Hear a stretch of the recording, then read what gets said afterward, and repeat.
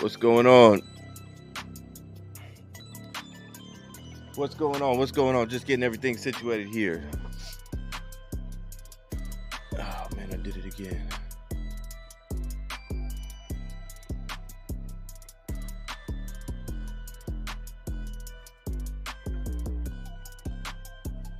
Just getting everything situated. We're gonna have some guests here that'll be coming in here in a minute.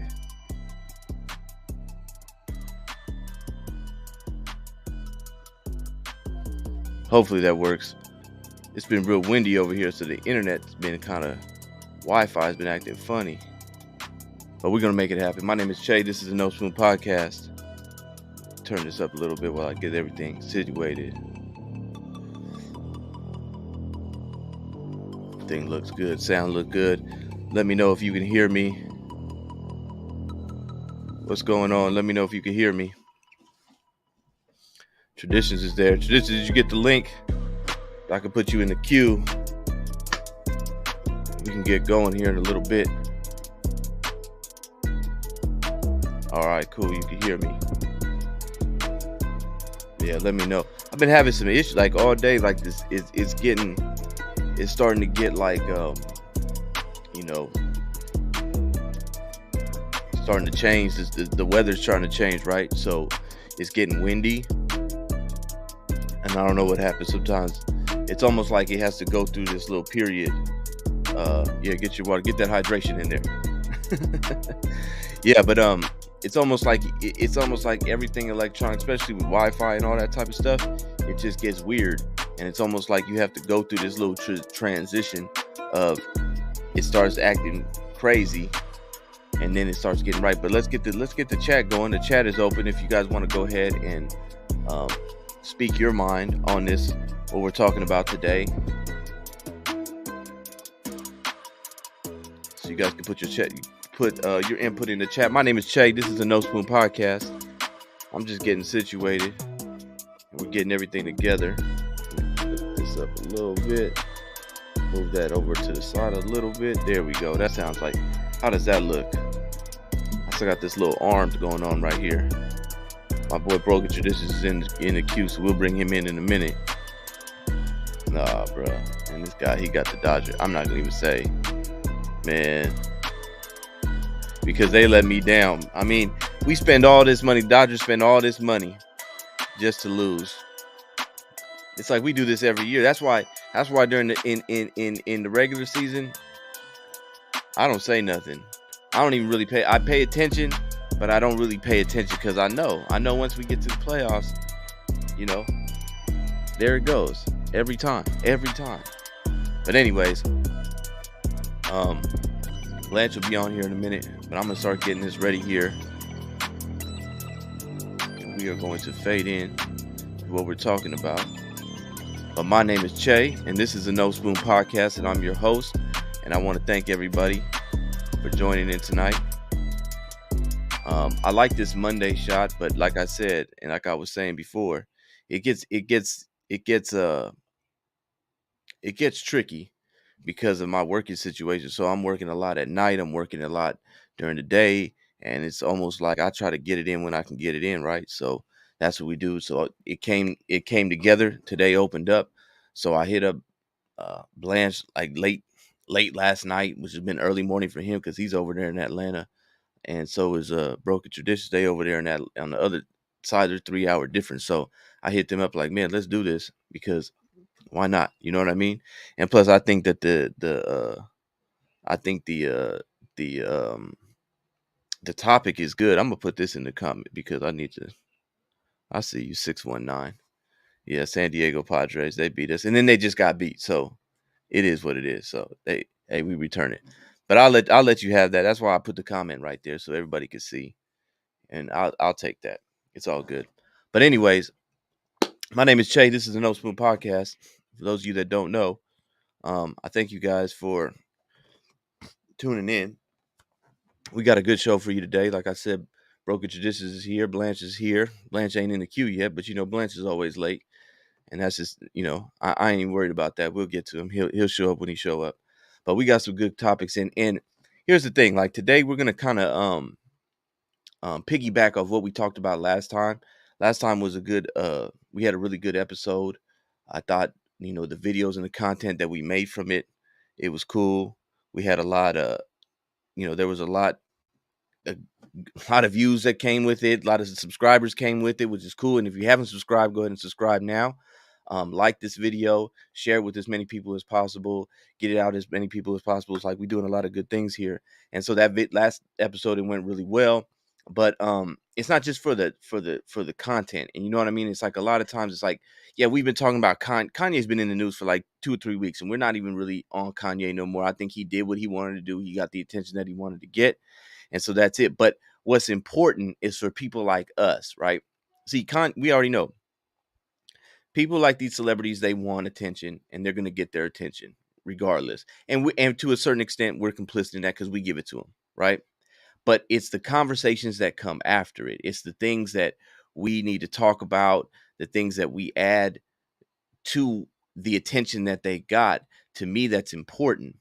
Um,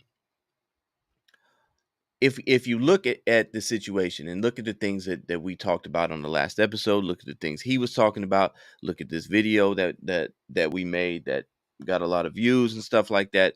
We were saying, well, Kanye's exposing the industry. I don't think Kanye really exposed anything. We already knew this, right? A lot of people need to be told a lot of the things and reiterated, because I think that their narratives take them to a different perspective, right? At the end of one of the videos that I produced that came from the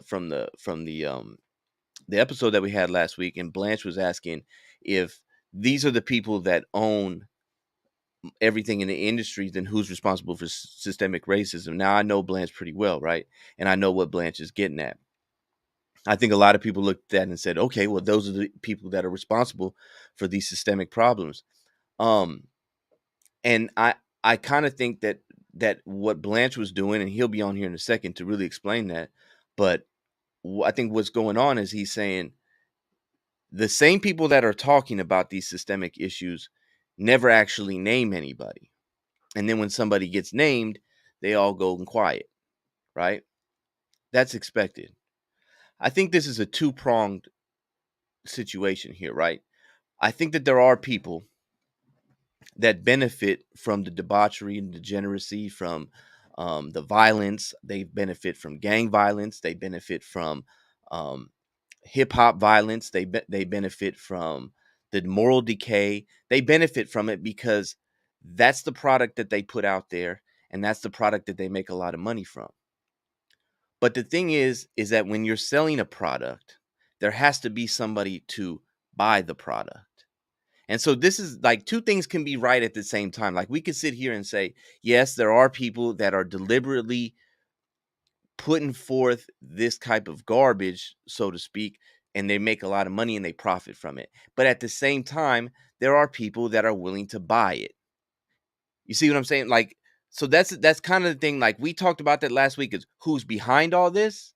But I think it's important we have a conversation about, okay, what kind of responsibility is on the consumer as well? What kind of responsibility is on the people that are selling it, that are the middleman? So you got we talk about hip hop and we say, well, the hip hop industry, this and this and that, and these are the people, the Leor Cohens, the Jimmy Iovine's, the Clive Davis, all these people, they are benefiting from this kind of moral decay and everything like that, right? That's right. And see, and what gets people upset is that they don't have to live with the consequences of these things, right? So they don't live in the areas where gang violence is happening. They don't care. But the thing is like there are people willing to sell that do live in the area, that people willing to consume it, that do live in that area, that do have to suffer the consequences of it. And so I think it's important that we name both sides and we talk about both sides of that argument right there. Because if we don't, then what happens is that we continuously point the fingers at people that are really just saying, hey, we're selling it. It's almost like pimps, right? A, a, a pimp, if he doesn't have anybody willing to buy the product, he's useless. And if he doesn't have anybody willing to walk that stroll and sell the product, he's useless. It's the same type of thing, and I think that's the same argument. And that's kind of what I want to talk about here today is this is what we have going on. what role and what role do we play in what the problems that we're talking about? Kanye can go up here on a Drink Champs and he exposes everybody, and oh, everybody's like, yay, Kanye's the man, and everybody listen to Kanye, he's telling the truth, this and that. But here's the other truth: you're buying it, you're listening to it in the club, you know what I mean, you're streaming it all day long, you're making mixtapes yourself, you're on SoundCloud, you're doing all these different things, you're trying to promote the same type of lifestyle that you're sitting over here and applauding Kanye for exposing the people that are trying to sell that lifestyle that you're selling. Everybody's in the game here. So this is the thing. This is the thing that I'm trying to point out is, like, we can sit here and have that whole. We had a great conversation last week, and Blanch is here. I seen he just stepped in, but what's the other side to that? And one of the things that we're always talking about is personal responsibility and accountability, right? You can only control what you can control. And the Leor Cohens of the world are going to exploit the system, and they're going to make the money that they're going to make, and they're going to do what they're going to do. But how much and for how long are you going to let them be exploited and do that off of the backs of people that really have to suffer through this stuff? So we're going to get into it right now. I got my two guests here. I'll bring them in one at a time. You guys already know Blanch.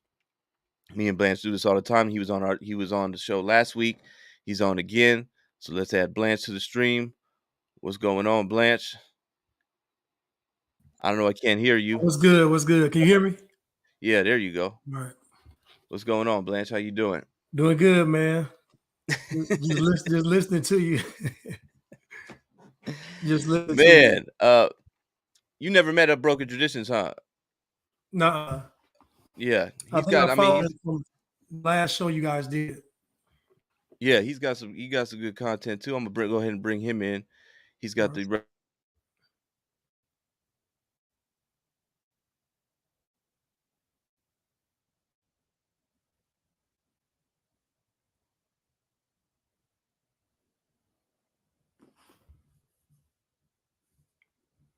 Hello? represent people that spend millions and millions of dollars. Yeah, okay. Hey, Blanch, we here. What's up going with you, on? man? Nice to meet you. Can you guys hear me? Yeah. Yeah, Okay, I can hear you. We can hear you. All right, good. You don't got no LA hat? What's going on, brother? Yeah, the other head right here. You ain't, no, I'm saying Blanche got the LA hat. You didn't get the memo? Oh, no, I ain't my LA hat, man. Nah. Blanche is Blanche is a Niner fan. I know you're a Niner fan, huh, Blanche? Yeah. Yeah. Some Bay Area type stuff over there. Yeah. I'm a Laker fan though. But... Damn. Sorry to hear that. No. Westbrook. Well, I don't fool with LeBron or Westbrook, so I'm like, AD's my last hope, and he's kind of fragile. Yeah, so it's only a matter of time. He's about to get injured. Right. Yeah. Well, Blanche, what's up, man? That little video's been got hot for a second, huh? Yeah, man. Went viral. Yeah. But like what you were saying though, it's just basically who indulges in all this stuff. And like we can talk about all these industries, but the consumers are the ones that keep these things thriving. So everything folks complain about, we indulge in it. And I don't care what it is, we indulge in all of this foolishness, whether it's technology, whether it's listening to the government, giving them too much leeway over our bodies and finances, everything. Like we condone all this stuff. So we really can't complain, in my opinion. Yeah. I want to piggyback a little bit what Shay was saying earlier. I want to ask you this. Do you think it's, I guess, are we, or not like saying we in particular, like are people giving into it because they're told to give it into it without them being told to do it? You know what I mean? Like for example, Jeffrey Dahmer show went like crazy on Netflix. The only reason why I think it went crazy on Netflix because Netflix said it's number 1 on the app. So people seen it and like, all right, I'm gonna watch it. Same thing with the music. I think they're telling people what to listen to, and people just so, the sheep following the sheep is listening to what they're telling you to listen to. I think that's something pretty big into it too. Same thing with like you said, technology. You know, you look at your apps, they tell you what to look at. Like, all right, you like this, we telling you what to like, and you start liking it. I think the algorithm really got a lot to do with it as well. Yeah, I definitely think that there. I mean, that's why I'm saying like we could say that two things are right at the same time. Like Mm-hmm. they definitely have an agenda to manipulate what it is that you see and what it is that you like and what it is that you kind of that you indulge in. But at the same time, like at what point do you say, just because TikTok said that I'm supposed to be, everybody on TikTok doing these little weird dances don't mean I gotta do it. You know Yeah. what I mean? Like, so I think you are right in the sense that there are like there is an agenda to try to manipulate people's views and how they see things and what they Mm-hmm. put in front of you. I think that's true. But I mean, can you here's another thing, like, can you blame them for that? Well, I can't. That's their business. You know what I'm saying? That's their business. So like I post certain things, I understand what's going to get more traction because I understand the business of social media. So it's like, all right, social media is with favor to me if I post something that's like a stupid ass joke. If I post something that's thought provoking, it won't get those type of views because they know that the stupid stupid ass jokes is going to go more viral and that's going to get more views and that's going to pay more. So it's like you playing into it as as a creator. So as an artist, as a content creator, you're going to play into what pays. And that's what they'll keep doing. And like you said, Mhm. like the people who running it, like you said, hip hop, Leo Cohen, or you talk about social media, Mark Zuckerberg, they're going to push out what people want to, what's easier for people to make, I guess. Because if you're an artist, it's harder for you to make music that's conscious, I guess. But if you want to just be some ratchet ass rapper, it's easy for you to make music because everybody else is doing the same thing. Everybody using the same beats, same flow, same cadence, same topics. I mean, you're just gonna go where the money's at. Right. But even as a consumer, there has to be some kind of buy-in with the consumer as well. Mm-hmm. Like there's a lot of trash that's out. I don't resonate with it. So you got to ask yourself, what are we resonating with? Because some of this music is garbage and people are loving it. So there has to be something inside you that's even wanting to even hear it or even gravitating to it. So I would say, some low vibrational stuff going on. Like to I, me, I agree. it's a lot of low vibrational behavior, thought patterns, processes. I'm on TikTok. TikTok is crazy. Like it's just It doing is. anything. Yeah. They're just doing anything on TikTok, literally just anything, and it's going viral. So it's just crazy. So I think it's a number two. I think it's half and half. Kind of, we putting it out. We know what you all want as well. Mm-hmm. It's crazy because I just started a TikTok, right? And I was just like, I'm gonna just start this TikTok and I'll just do a little motivational stuff every day, right? And I'm not really putting anything else up. But I was tripping, like I didn't really start following anybody. I didn't really start doing anything. But the things that they was feeding me, it was like all like half naked women, Yeah. like off top. Like I didn't even like where did I didn't even put no information in on this. It wasn't like I just went and started following all different type of like IG models and stuff. Like I didn't follow nobody. And it was like all like half naked women. And then all of a sudden, out of nowhere, my feed the last couple of days, it was like all and this is what I'm saying. Like I didn't put this stuff in the algorithm as far as like this is what I'm gonna go look at, or I was searching for anything. But it's like now it's like all like LA gang members, like Mm. just a bunch of them. And I'm like, where is this all coming from? Like, and then it depends on the time of the day. I'll go and I'll scroll and I'll be like, oh wow, so now we're on the gang stuff today. And then a little bit later in the day, it's like we back to the like, the big booty women and stuff like that. And it's crazy to me like how I'm like, I don't know where they got this information from, but it's there. And now that's what they want me to look at on TikTok. I guess you fall to a demographic that they think that's who you are until Yeah. you start liking certain things. They're gonna Yeah. make. I guess they're gonna make it for you. Like, all right, this is what you want to watch, which is crazy. Like, But yeah, one thing when you study like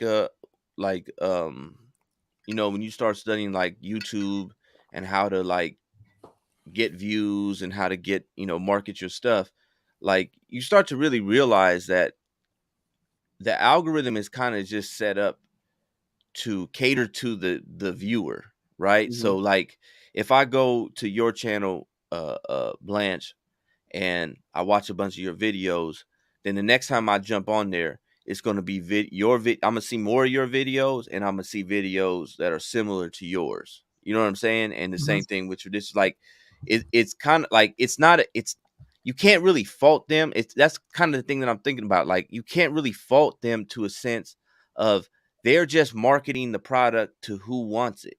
And so Yeah. if it's almost like, do we get mad at Leor Cohen, or do we get mad at ourselves collectively because this is what, as a society, culturally, this is what we want? I would say we get mad at ourselves. I'll say that we dropped the ball. Right. I'll say it's us. Because remember back in the days when they had that protest, I think they was trying to like steamroll people albums. I forgot who album it was. And I think With, Tupac mentioned this song. with But Dolores Tucker and all them. yeah.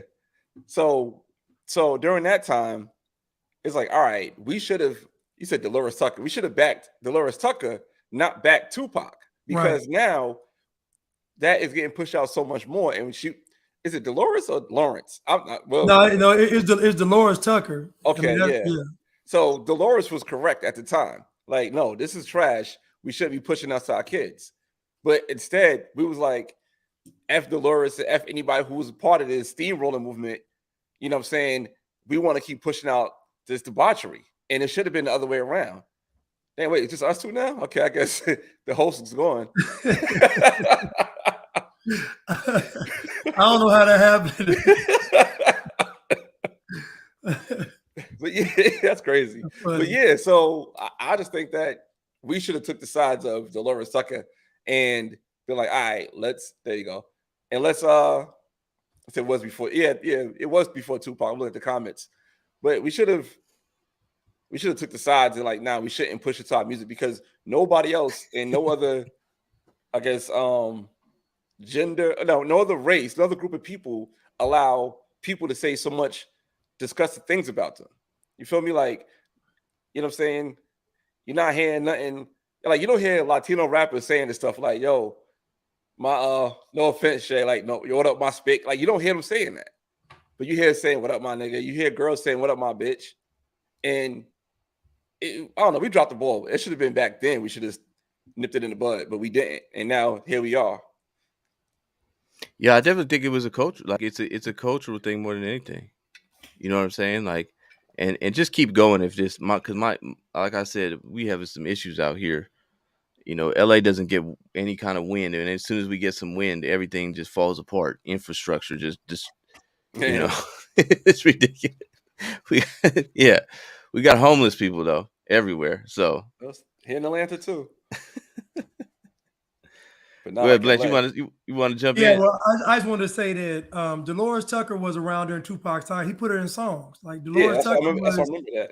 Yeah. So again, though, Dolores Tucker, she saw, because you got to think about it, she was listening to rap as an older woman. Mm-hmm. So it's not entertainment for her. For us, it was entertainment. I went back and listened to the first NWA album, and they're talking about literally everything: killing, selling drugs, raping, like literally everything bad the whole album is. But as a child, you're listening to it, it just sounds good. But to her, she's like, this is terrible. But now we fast forward and we've gone, it's no balance. It's like it's all what is it? Dude, you either killing somebody or doing drugs, you know. Well, you know what, Blanche, we talked about this last year when I think you brought the point up and you was talking about with Maxine Waters and how she was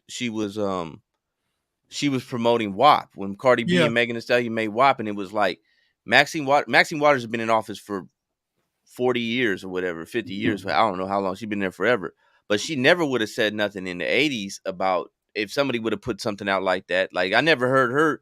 She didn't come to Tupac's defense against C. Dolores Tucker, and she was in office at that time.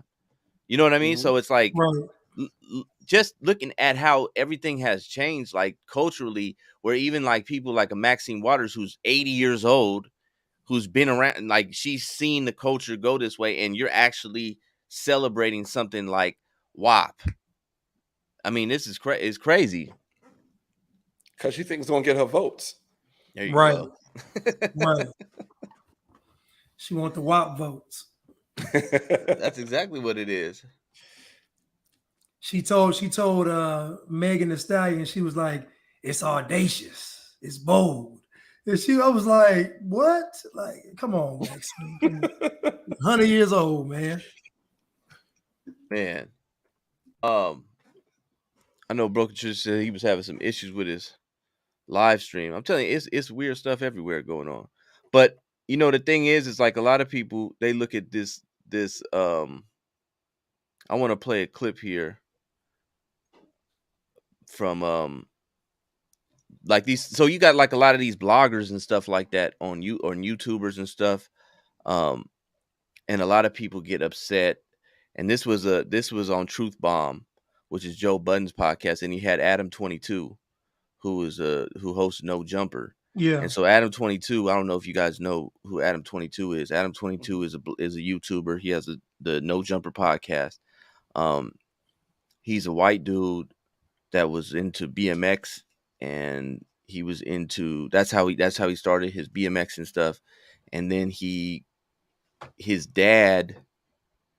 So his real name is Adam. This is his no lie. His real name is Adam Grand Mason. That's his real. I'm dead serious. His real name is Adam Grand Mason, right? That's crazy. And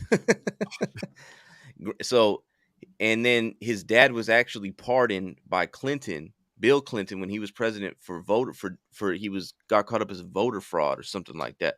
So Adam 22 now has a big podcast here in LA called No Jumper. He has all the rappers, all the gang members, everybody on his show, and they talk about, he's drill rappers and stuff like that. And so in this clip right here, he's on Joe Budden's podcast, and they're kind of getting at him about, him putting this content out here and how much he's responsible. So I'm gonna play that real quick. Hopefully we don't have no issues here, but like I said, I might have a homeless dude chewing on some cables somewhere out here, so I don't know. But then we'll get you guys' reaction. I've seen like some smaller content creators kind of taking shots at you, and it's just weird. That was the wrong one. Hold on. But this is a microcosm of this business and what goes on and how some people look at black artists, black lives. Like, come on, Adam, you got a bigger responsibility than this as a multi-millionaire from fucking hip hop. Truth bomb. I know all the guys. Listen, I know many guys from O Block, right? I've been there. I know these guys. I interviewed a bunch of them. I fuck with them. I fuck with the GDs as well.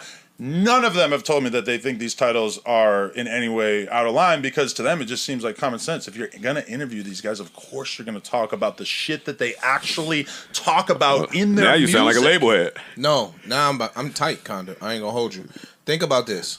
This interview came out. He had no complaints. None of the O Block guys had any complaints. You guys are so much more sensitive than the actual gang members. You know why? Because we're in our 40s. Right. Stop. And not wrapped up in this at all. No, let me finish. No. He's saying we're more sensitive. Yeah. We're the young black people that are these kids' parents. These are our little brothers. These are our fucking nephews that are outside killing each other, and you white people are now interviewing them. What about when they went? What about when he went on those music and dissed all his ops in the music so that I could then later ask him about it in interviews? I would love to finish. Finish. He ain't making the money you are. You sitting there interviewing these black kids that are fucking killing each other, and y'all monetizing it. That's not cool. I don't give a fuck what they talking about in they songs. Y'all are turning a profit off of this black trauma of them killing each other. Yeah, they the ones doing the killing because they young and they dumb and they don't fucking know no better. We 45 and 46 years old and we know better because these are our nephews.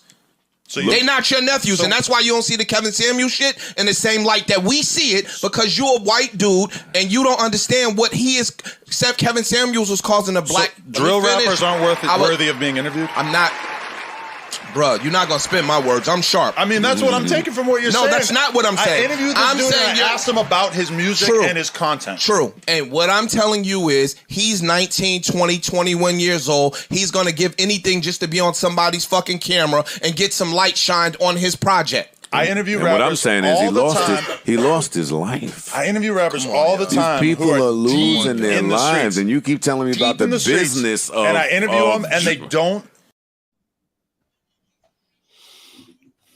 Damn. What are your thoughts? Go ahead, Blanche. I gotta process this. Man, I'm gonna just say this, right? I'm disgusted. If y'all care that much about the youth, then why y'all out there advocating for the music to stop? Y'all have not gone to any record labels and said stop putting the music out. Y'all haven't ran any campaigns. Y'all have done nothing to make this music stop. But again, you want to use the white guy as a pinata. You want to bring him on the show. You want to beat up on Adam 22, and y'all have done nothing for your people. Adam 22 is a businessman with a platform. That means his job is to give people a platform. His job is not to be their mother, their father. That's you all's job, apparently, Joe Budden and whoever the other guy is. So I'm disgusted. It's hypocritical. At the end of the day, if y'all cared that much, y'all would have done something a long time ago, because this stuff's getting out of control. And how many rappers have gotten killed on Joe Budden's watch and his other guy's watch? How many times have they had a show that said, we're taking this show out to highlight the violence in music? We're doing this show to talk about what the record execs are doing with music. None of that. But Al 22 gets on the show, oh, now he has to bear the brunt responsibility of the black youth killing each other. No, I'm not going with it. I'm sorry. I agree because where were the OGs to these rappers? These older rappers have ways to get to these younger rappers and talk to them and speak to them. And I feel like these older rappers are probably upset that these younger rappers are making so much money hand over fist. And the game is way easier now. You don't have to put out a demo tape. You don't have to go to the record labels and make yourself an ass. You can just go pop it on TikTok. You can pop it on SoundCloud. You can pop it on YouTube, and you can get a distribution deal, and you can make it weight a lot more money than these rappers made when they was popping with a lot less talent. So they do feel a certain way, but they still should be like, all right, let me guide them. Let me help them. Let me be a mentor to them. Let me be like an advisor. I could probably be on a team and be an advisor on a team so that I could give them game. No rappers are doing that. The older rappers ain't doing it to my knowledge, unless I'm wrong. They're not doing that. So it's like, if you're not going to do that, you can't say that to Adam 22 being an opportunist. It's America. We live in a capitalistic country. You can't do that. You can't do that. So I agree, Blanchard. I agree with you 100%. You dropped the ball. Like, drop the ball again. Like, the OGs supposed to help the little G's. Like, yo, this is how it is. Ain't nobody should be getting no crazy record contract. And the people who are black who had record labels like Baby, like Puff Daddy, they jerked all their artists. They doing the same thing the white man was doing. Thank you. Yeah, I mean, like I said in the beginning of the show, I think that there's two ways. Two things can be right at the same time, right? So, do I think that there is a manipulation of the culture? Yeah. Do I think Adam 22 can be it? I mean, his last name is Grand Mason. His dad was it has political connections. Do I think that maybe that there's somebody going, hey, we need to keep people dumbed down at a low vibrational level and keep putting this content out here, and somebody like Adam 22 is the perfect guy to do that, right? Do I think that that's possible? Yeah, but at the same time, like you said, you can't really get mad at Adam 22 because what's the alternative here? What are we going to do? What are we going to start censoring? I mean, I'm just like, people got to really think about these things, and they say, well, you shouldn't be allowed to put that up. Okay, so now who's in charge of that? Who gets to sit there and say, you cannot talk about this, you can't talk about that? Now we're going into the whole misinformation, disinformation, big tech type stuff, and now where government starts having the power to censor people and say you can't say this. The problem is a cultural thing, and it goes all the way back to, like, what are we talking about here? What's going on in the homes that allow people to sit here and say that this is the type of stuff that I want to listen to? When I was a kid growing up, like, I couldn't listen to rap music when I was young. When I was young, like, people we couldn't just go around and be like, hey, they'd be like, turn that off, there's kids here. Now you got little kids running around and the people are smoking weed in front of them. They're cussing in front of them. They talking about all type of stuff. They watching any type of movies. They listen to any type of language. Like, things have changed so much and so drastically culturally, where a lot of these parents are not given the type of values that needed to be able to say, I don't want to listen to that. Adam 22, like you said, this is America. He's going to do what he's going to do because it makes money, and there's people going to be behind him, and they're going to put money behind him, just like Lyor Cohen's going to put money behind a Young Thug because there's people that want to buy it. Yeah. two things can be right at the same time. I think that there is an agenda to manipulate the culture, but at the same time, just because they put some cheese in the trap, don't mean you have to go and take it. No. And I'm also add this too. The No Jumper, I guess, podcast or whatever, has a variety of people on there. It's not just drill rappers. So somebody mentioned in the comment, he had Rizza Islam on the other day. He had Kevin Samuels on there. So again, and then the one guy talking about Kevin Samuels is dividing black people. I mean, this stuff is stupid.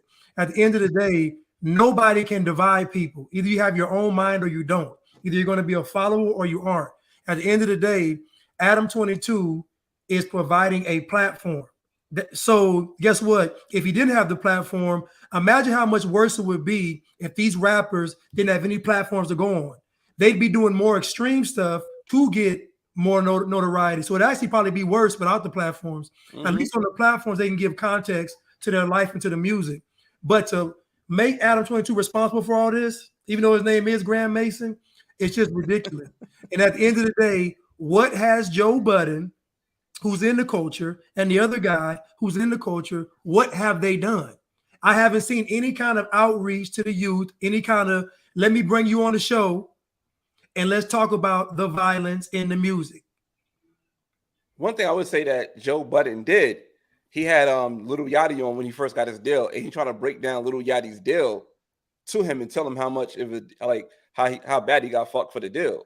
Okay. So he did try to break that down to Lil Yachty, but yeah, that's all I could know. That's all I've seen. I don't really subscribe to Joe Budden like that, but that's all I've seen. Thanks, Joe. Thanks. But another thing too, like We did it, Joe. yeah.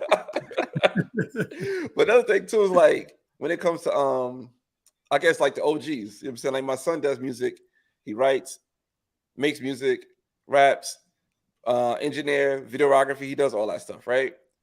He'll let me hear a song. If something sounds crazy in that song, he's not putting it out. Or you gotta change it. That's for him and his friends. I'm like, nah, you can't put that in a song. Right. You can't put that in a song. And Yeah, you're his dad. That's what I'm talking about. Like that, you're there because that's your job as the father, Mhm. right? And the problem is that when nobody else is there, then Adam 22 becomes the father. Adam 22 becomes what is regulated, what is okay and what's not okay. He's gonna do what he's gonna do, man. Like you seen the clip in that in the video that we put out, Blanch, where Leo Cohen said talent, or what did he say? Talent or issues, and he said talent. Yeah. And he said talent, and he said, well, I got mouths to feed, I got a business to run. You know what I'm saying? Like that's at the end of the day, Leo. I mean, if we're looking to Leo Cohen to be our moral leader and to supply our moral compass, we're lost because he's trying to make money. Mm-hmm. And if people are going to buy the garbage and the nonsense, then they're going to sell it. It's that simple. Yeah. And he has a right to make money, just like Adam 22 does, just like all these other rappers do. Like, end of the day, I just think it's disingenuous just to try to put all this stuff on Adam 22. Like, y'all know what's really going on. You know, the culture has a lot to do with it. The broken home has a lot to do with it. All this stuff is not only say systemic, but it's more cultural than anything. So the problem is the culture is reflected in the music and the entertainment. So Adam 22 is the least of y'all worry. You better go to talking to these youth. I don't know what they do outside of the show, but I'm just saying going to Adam 22 wasn't the right thing to do. No. Let me bring up another guy. He's another YouTuber too, right? I'm All right, Blanch, I see you moving. I don't see you moving again. Oh, there we go. Yeah. It you know. We gotta get you an Ethernet cable or something, bro. Like yeah, I need to get an Ethernet cable too, man. Yeah, it's funny. I have one. It's not, I don't have it connected right now. I'm on Wi-Fi. Okay. I should just like before I go live, I try to go Ethernet so I won't have no lagging, but I forgot to do it just now. So if I do it now, I'll cut out. So I don't know, something with my StreamYard. When I'm on StreamYard, it freezes and I gotta jump back in again. That's why I left it, came back on. I don't know why it does that.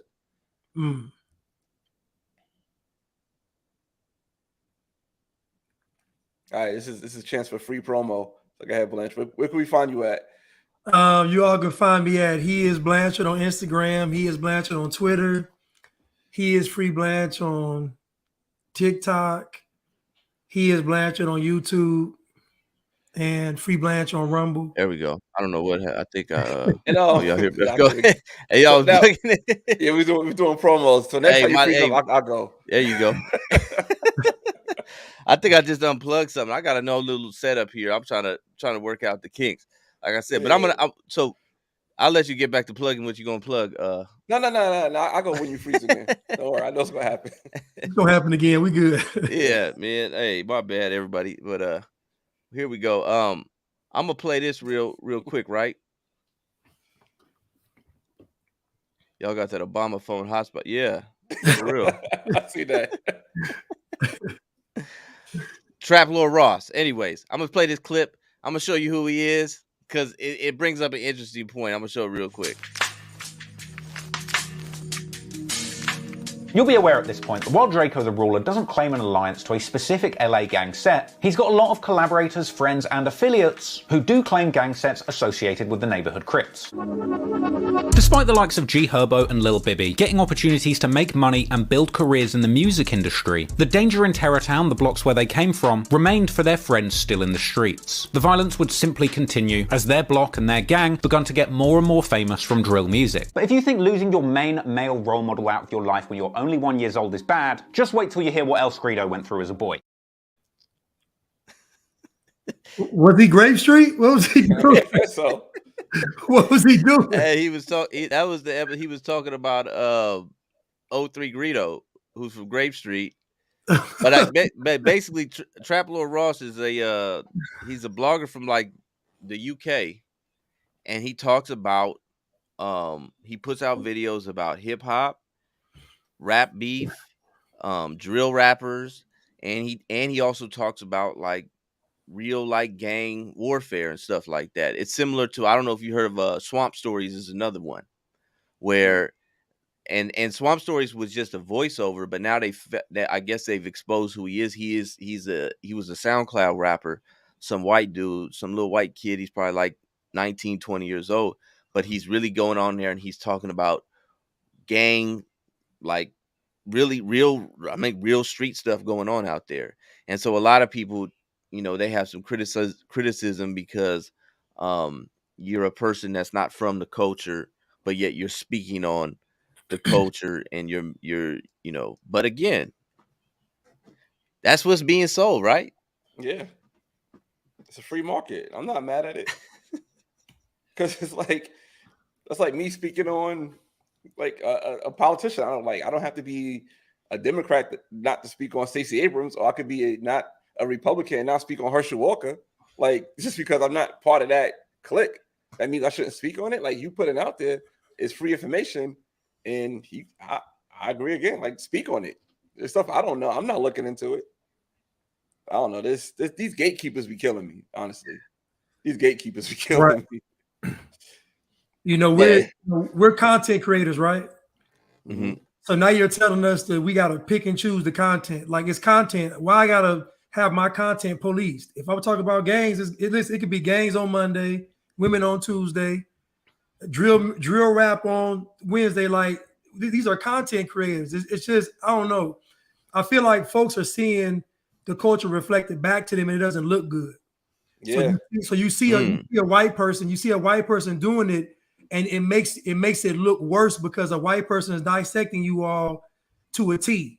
Mm-hmm. Some white kid in the UK who was like 1,000 miles away from the US has somehow figured out the whole gang beef in y'all hood. Y'all still fighting. Y'all can't come to a resolution. But he's sitting back like the narrator of some kind of novel or something, just giving a play-by-play of you all being ridiculous. So, no, content is content. It's like that video I posted with the robot rapper, the AI rapper. People got mad saying because he's a stereotype. But he's a stereotype of what the culture is. Right. So it's like you a whole AI rapper and you mad because he got a baby moms and he got beat up by police and he got all the stuff that y'all talk about. Y'all mad about it, but y'all saying like if it's a black rapper, then y'all be okay with it. Like it'll make no sense. It was a mirror to it was like you said, it was a mirror to the culture, and people didn't like how it looked. And they, instead of getting mad at themselves, they got mad at the mirror. Like, you shouldn't show me this. And that's what my page is about. I like to show people the dumb shit that we doing. Like, for example, I posted a video about this new dance out there in the Bronx. And, oh my God, I can't think of the name of the dance. But it's basically mimicking how this 14-year-old kid got stabbed in the subway. And the dance is them basically punching their stomach like they're getting stabbed in the stomach. The kid died. So they shot the video where the kid got stabbed at. So, like, and he's only 14 years old, but that's supposed to be one of their ops. And it's a new dance. It's a dance. So they now turn it into a dance. You see kids on social media doing this dance. Like, y'all didn't even know about it. So if y'all had kids, y'all's like, what? Oh, this is a cool dance you're doing. That's a dance basically mimicking this kid getting stabbed. Right. Kind of like how the smoking Tuka became everybody getting smoked. Everybody was a pack now. Yeah. And the crazy part is that smoking Tuka was everywhere. I remember I was in LA and they screaming this about something that happened in Chicago. I'm like, wait a minute. Y'all don't even know who this kid is. This is somebody's son. Right. Somebody's brother. You know what I'm saying? That's somebody's family member. And y'all saying basically fuck this person because it's in a song. These are real people. Like the stabbing dance. That's a real 14-year-old kid that got stabbed up in the subway. And they made a whole song and dance about it. This stuff should be repulsive to people. Right. It should be repulsive to people. People should be looking at this and being like, I'm repulsed. Like, what are we doing here? You know what I'm saying? And I think that's the problem, is that because we're not repulsed by this stuff, it sells. You know what I'm saying? And that's one of the, like, we're actually talking about killing people, and we're okay with that. But Naughty Bop. My bad to cut you off. I see it in the comments. Thanks, Mo. It's called Naughty Bop. That's the name of the dance. Yeah, that's right. I did. The guy named was Naughty who got stabbed. Do you know how crazy that is for your family to hear that? Like his mom, 14-year-old child. That's crazy.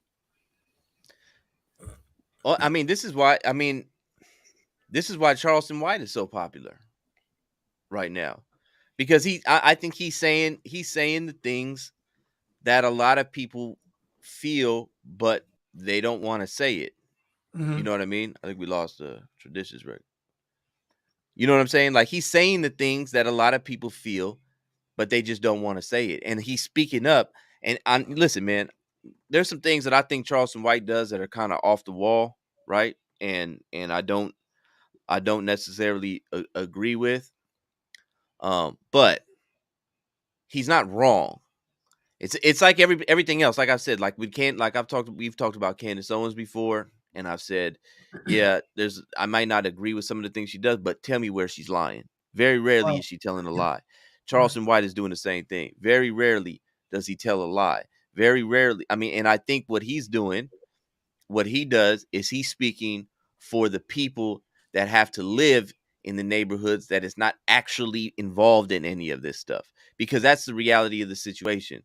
When you're not involved in this stuff, and the majority of the people, and I say this all the time because people like a lot of these areas, they get a lot of bad raps, but if you really go down there, the majority of the people aren't involved in the nonsense. They're not. They're just regular people, but you have a small group of people that terrorize everything, that run around selling dope, writing on the walls, breaking into cars, shooting at people, doing all kind of crazy stuff, street takeovers like they do out here. They just take over the whole block like it's theirs.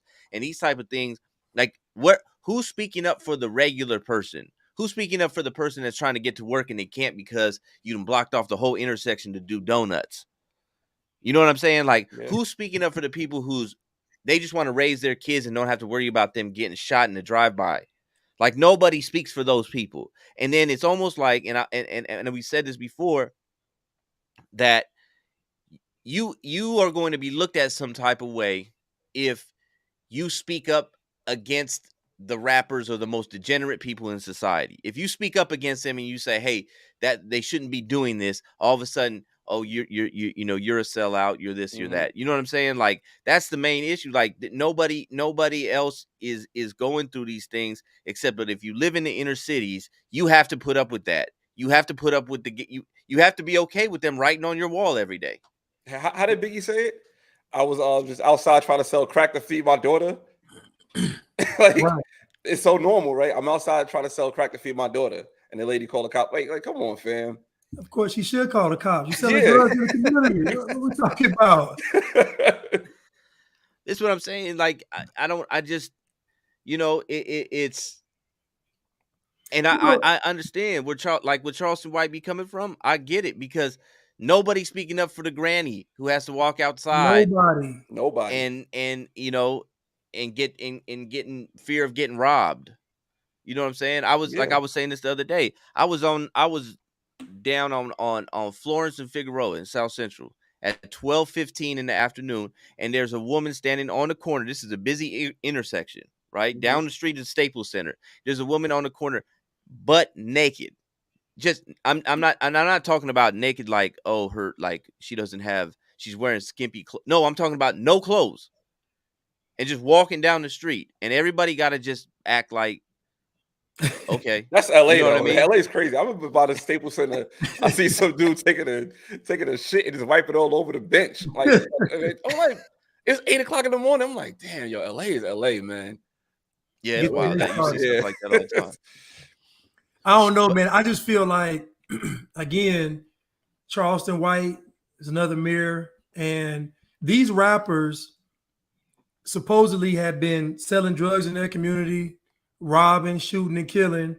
Then they become artists and they rap about the robbing and the shooting and the killing, so they promote it. My question is, when does a rapper pay for what they've done? When does a rapper atone for their sins? I haven't seen any rapper that actually said, you know what, I caused all this destruction. Let me make amends for it. Let me start doing what's right. Let me change my content. Let me be a beacon of hope for the people. These rappers are like parasites because they terrorize the community before they get on, and then terrorize it with their music when they get on, and then when they broke, they want sympathy. Nah. Mm-hmm. It's like Future. Yeah. Future literally don't make music about. He make music about doing drugs, but he don't do drugs anymore. So it's like, why can't you be that person? Be like, I don't do this no more. But he knows that contract is telling him, yeah, better keep making that music, and that's probably why. That's probably why he sold his masters, because of what's attached to. It's attached to a life he's not a part of no more. Right. Mm-hmm. So he probably like, let me just get rid of this. I don't want nothing to do with this no more. I can make whatever money I can make from it, and it's not my life. Like, he don't live that life no more, but he still have to make that music, and that says a lot. To me, I look at it like this, man, and just coming from my background, right? The way I see it is like this: as a gang member, being a rapper is the only profession that you can get into that allows you to continue to be a gang member. I'm being honest. Like, you're not like a gang member. Like, hey, I'm a gang member, and now I'm about to go into the corporate world. And I'm going to, now things are starting to change. Like, people are getting weird now. So, but it's like before, like tattoos on your face, Mm-hmm. gold teeth, and, sagging your pants and speaking a certain way was really frowned upon. So it was like, how can I? Oh, is it me? All right, so you can find me on Broken Traditions, YouTube, Broken. How it go? Oh, damn. I wasn't ready for the freeze. All right, so YouTube /Broken Traditions TV, Broken Traditions at on Instagram, and Broken Traditions at Twitter, and also Fanbase. That's what the place you can find me at. So every time he frees, we gotta do a plug. And make sure you like this content, share this content, and hit the Cash App. So we get Shay a better internet provider out there. You gotta find somebody better. But I guess we could continue on, because I'm not sure. I forgot where he left off at, tell you the truth. Yeah, we talking about, basically he said that the gang members can still be rappers and keep the same, I guess, gang lifestyle. Yeah, that's true. That's true. Look I at Snoop. Snoop is like a 50-year-old Crip. Dude, Crip walking on the Superstore. The Crip sign at the Super Bowl halftime show. Like, that's terrible. Like, how people are dying behind Crippin', right? Yes. People are dying. Yes. Snoop Dogg is on stage throwing the Crip sign. I mean, that's a problem. It is. Come on, it Snoop. It is. With the bandana jumpsuit on. Yeah, I mean, come on, man. Like, grow up. Can y'all hear me now? Crazy. Yes. All right, man. Yeah. Somebody said this live is brought to you by Cricket Wireless. Yo. I'm telling you, man, it's been going on all day, and I'm like, last couple of days with, yeah, and I got the Ethernet on too. That's the thing. So it ain't nothing. Okay. It's the spectrum out here. I'm telling you, sometimes it just, we having rolling blackouts. Remember, they was telling us to turn our air off and keep yeah. So, Gavin Newsom, appreciate it. But yeah, like I was saying, man, it's the only profession where you can continue on with being a gang member and being legit to a certain extent. You know what I mean? I mean, it's like, I remember, like no lie, like I was in prison with this dude, right? And when I came home, he hit me up like on Facebook or something like that. And so I was talking, like we were cellies, but he was kind of like, he didn't last long in the cell because he was still on some weirdo stuff. Like, and I said, we were like, damn, yo. It So was another, good I mean, too, man. I know, but another person that, I guess transcended to the gang lifestyle, you could say like Nipsey Hussle too. Like Nipsey. Yeah, Nipsey was another one. You know what I'm saying? Or even like the dude I look like now, MC8 with the LA hat and the locks coming down. So it's like it's West Side Connection, all of this. Yeah. What about Game? Game's another one. They just, like you said, it's the graduation. That's what they all try. That's what they all try to aspire to be. Yeah. I mean, home. Let me get back to my story real quick. So I came home. Dude hit me up on Facebook. We talking, and he was like, "Hey, do you want to come out to my video shoot?" And I was like, "Video shoot for what?" And he was like, "I'm shooting a video." I'm like, "What kind of video?" He was like, "A rap video." Now, mind you, this dude never one day talked about rapping. He never rapped. I never heard him rap. I never heard him express any interest in rapping. We lived in the same cell. He never said anything about it. He never beat on the bunk. He never had anything. But all of a sudden, when he came home, he's a rapper. And I'm like, "You rap?" And he was like, "Oh man, why you hating on?" I said, "I never knew you rapped. Like I lived with you for about 6 months. You never expressed no interest in rapping. Like other than listening to it, you didn't rap." But I started to realize, like, then I look at his Instagram and I'm like, and all of it was fake. Like, because I knew the dude, so I'm like, come on, bro. Like, you got the tattoos and you don't live that life, not one bit, right? Like, I seen you in action, bro. It don't work like that. But it does work like that. That's the bad part. That's the formula. What I'm saying. Yeah, he got the formula. And but that made sense to me because when we were cellies, I used to tell him, why don't you read? Why don't you go to school? Why don't you read a book? Why don't you educate yourself while you're here? He never had any interest in doing any of that stuff. So now you out here, what else can you do? Like, what else can you do? You have no work ethic. He used to want to sleep all day. He didn't want to. I used to be like, why don't you just try to go get a job or something? Be on the yard crew. Go clean up. I ain't doing none of that. I ain't doing this. I ain't doing that. It was just all constantly nonsense. Like listening to music, talking about having arguments on the yard with people about who's the best rapper ever. This is the type of stuff that they do. I'm just being honest. Like this is what people do that don't have anything going for. It's like if you're out here and you don't have nothing going for you, rap. Yeah. Maybe you'll make it. Rap is the savior. Other than that, are you gonna have to cut your hair and put on, be a regular person? Yeah. But nobody wants to do that. Like I heard y'all saying about like Nipsey Hussle, like and I agree with that because he made being a Crip cool.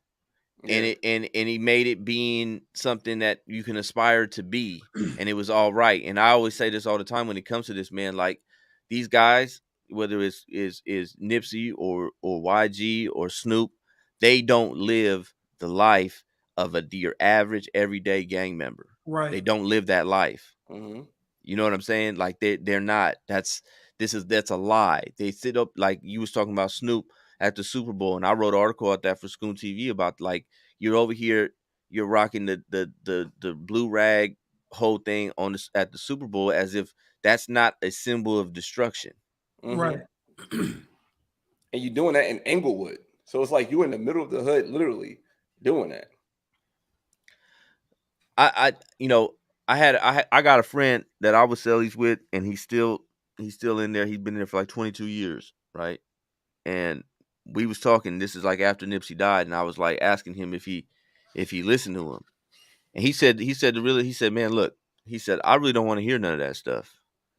And I was kind of like, let him talk. And he was like, how? He goes, look, man, I chose that lifestyle over my kids. So my son grew up without a father. My daughter grew up without a father. He was like, I don't want to listen to that. I don't want to listen to it be glorified all day long, because that's the lifestyle that I chose over my children. And my children grew up fatherless over that lifestyle. Why do I want to listen to some dude who doesn't have to deal with the consequences of that lifestyle rap about it and get celebrated about it like it's something that we should all be happy about? Yeah. You know what I mean? And I've gotten into arguments with people. I know people out here, they love Nipsey Hussle, but I told people when he died, that was his fault. That was his fault. You want to be pressing these gang politics, because that's what that is. You question anybody about anything that they've done, that's gang politics, but you still want to be a community leader. You still want to be family man. It's like you walk out the house, you have a choice to make. What am I going to choose? If somebody comes and say, where are you from? And you want to bang your hood, then that's what you chose. And if you get killed over that, then you get killed over that. You chose that. But if you walk out the house and say, I'm choosing my family, then all that stuff is done. I don't care about none of that.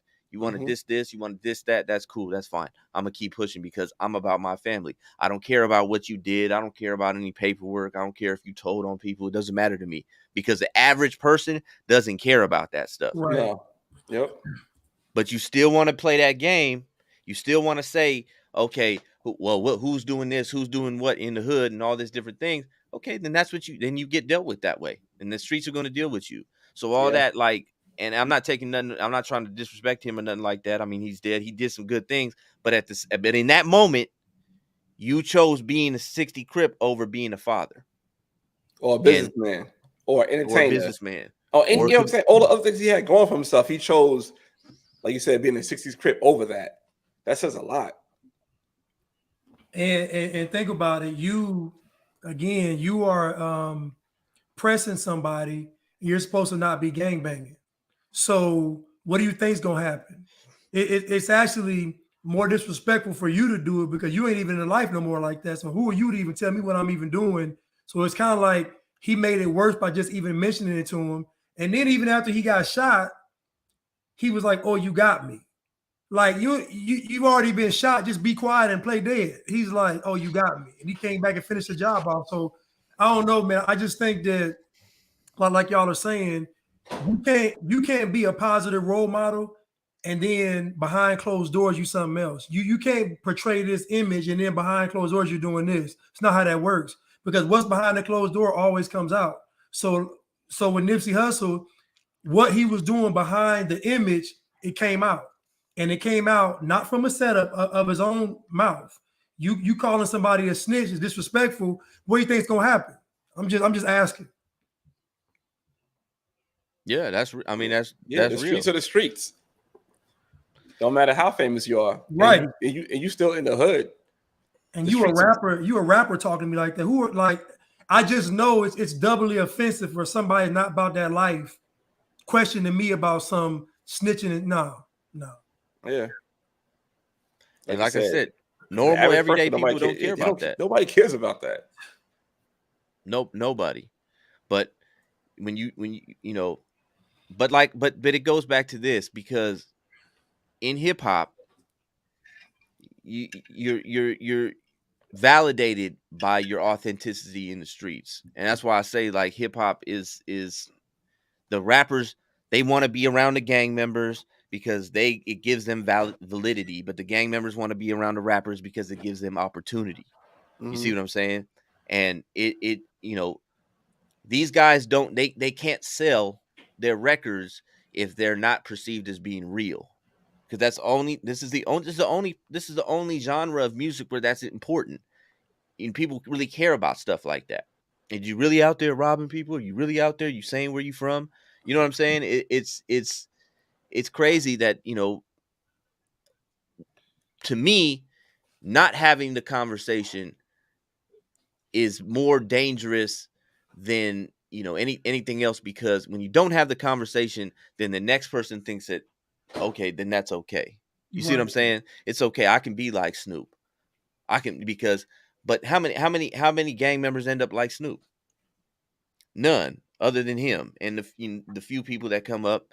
I mean, and you know what none, I'm saying? literally. Like Snoop beat a murder case. Now he working with Martha Stewart. Right. Yeah, you're not seeing that again. Right. Yeah, and I think I think that a person like Charleston White he's saying the things that a lot of people feel and a lot of people look at and they wish they could say, but they're not in the position to do so. Yeah. And Charleston White gives it back how they give it out. So he gives it back to them flagrant, egregious, disrespectful, no tact, don't know when to stop, don't know when to, like, he basically mirrors what they do every day on songs in the community. Every time they open their mouth, it's usually something negative. The worst trend I saw was we went from party music to everybody telling me I'm broke. When you listen to guys telling me how much money they got the watches, the chain, they telling me I'm broke, I gotta do this. So, and now we went from you broke to now you gotta kill somebody. It's too much. It's too much. The crazy part is they telling you how broke you are, and they got on rented jewelry with rented cars and a rented house they got for the day. They tell you how broke you are. Right. And the crazy part is they tell you how broke you are, and we gonna pay music. They tell you how, man, it's a vicious cycle, I'll tell you.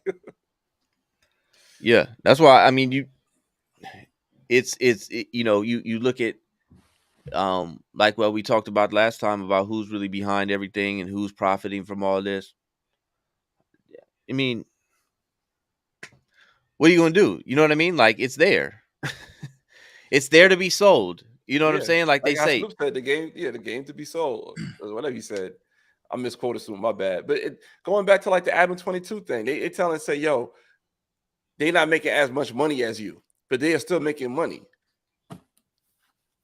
But who's to say? I mean, who's to say that they're not making as much money as him?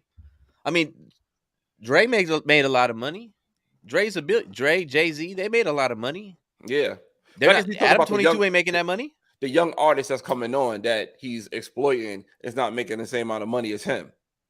I guess that's what they were talking about on that show. Like, oh, they never making that much money as you are. Like, fam. It sound like communism. I gotta make the money for the platform and share it with the rappers. Like, what we talking about? Yeah. but let's put it like this. But who's making money? Like, who's making money? Like, if you're an up and coming rapper, you're not making. I mean, and if you get interviewed by, if you go on the Breakfast Club as an up and coming rapper, are you making as much money as Charlamagne? No. Right. Is Charlamagne making as much money as Adam 22? No. As a matter of fact, the dude who said that is not making much money as Joe Budden. Because it's Joe Budden's show. Right. So it's like, what are we talking about here? You know what I mean? The people go on No Jumper and they go on Adam 22's podcast because it gets them exposure. They want the exposure. They want to get on the platform. You can't get mad, and a lot of people get mad at especially like in the streets, like a lot of gang members, they get mad because people go on No Jumper and they talk about real beef and stuff like that, or they talk with Adam 22 about that. But you're talking about it. And now you got every gang member has a YouTube channel now, and they talk about the streets, or they talk about the pen, or they talk about all these different things. And then they get mad when people are like, "No, people shouldn't be knowing this stuff." But you got 100,000 subscribers, and you talking about street politics. Yeah, you know what I mean. There's a guy I know personally, and he has a YouTube channel. I'm not gonna put him out there but I mean, he literally talks about like prison politics, like, and he gets real detailed, and I'll be like, wow, like you're just openly talking about this stuff that really, you shouldn't be talking about. I remember there was a tweet that somebody had put out, and they had said something about somebody who's somebody out in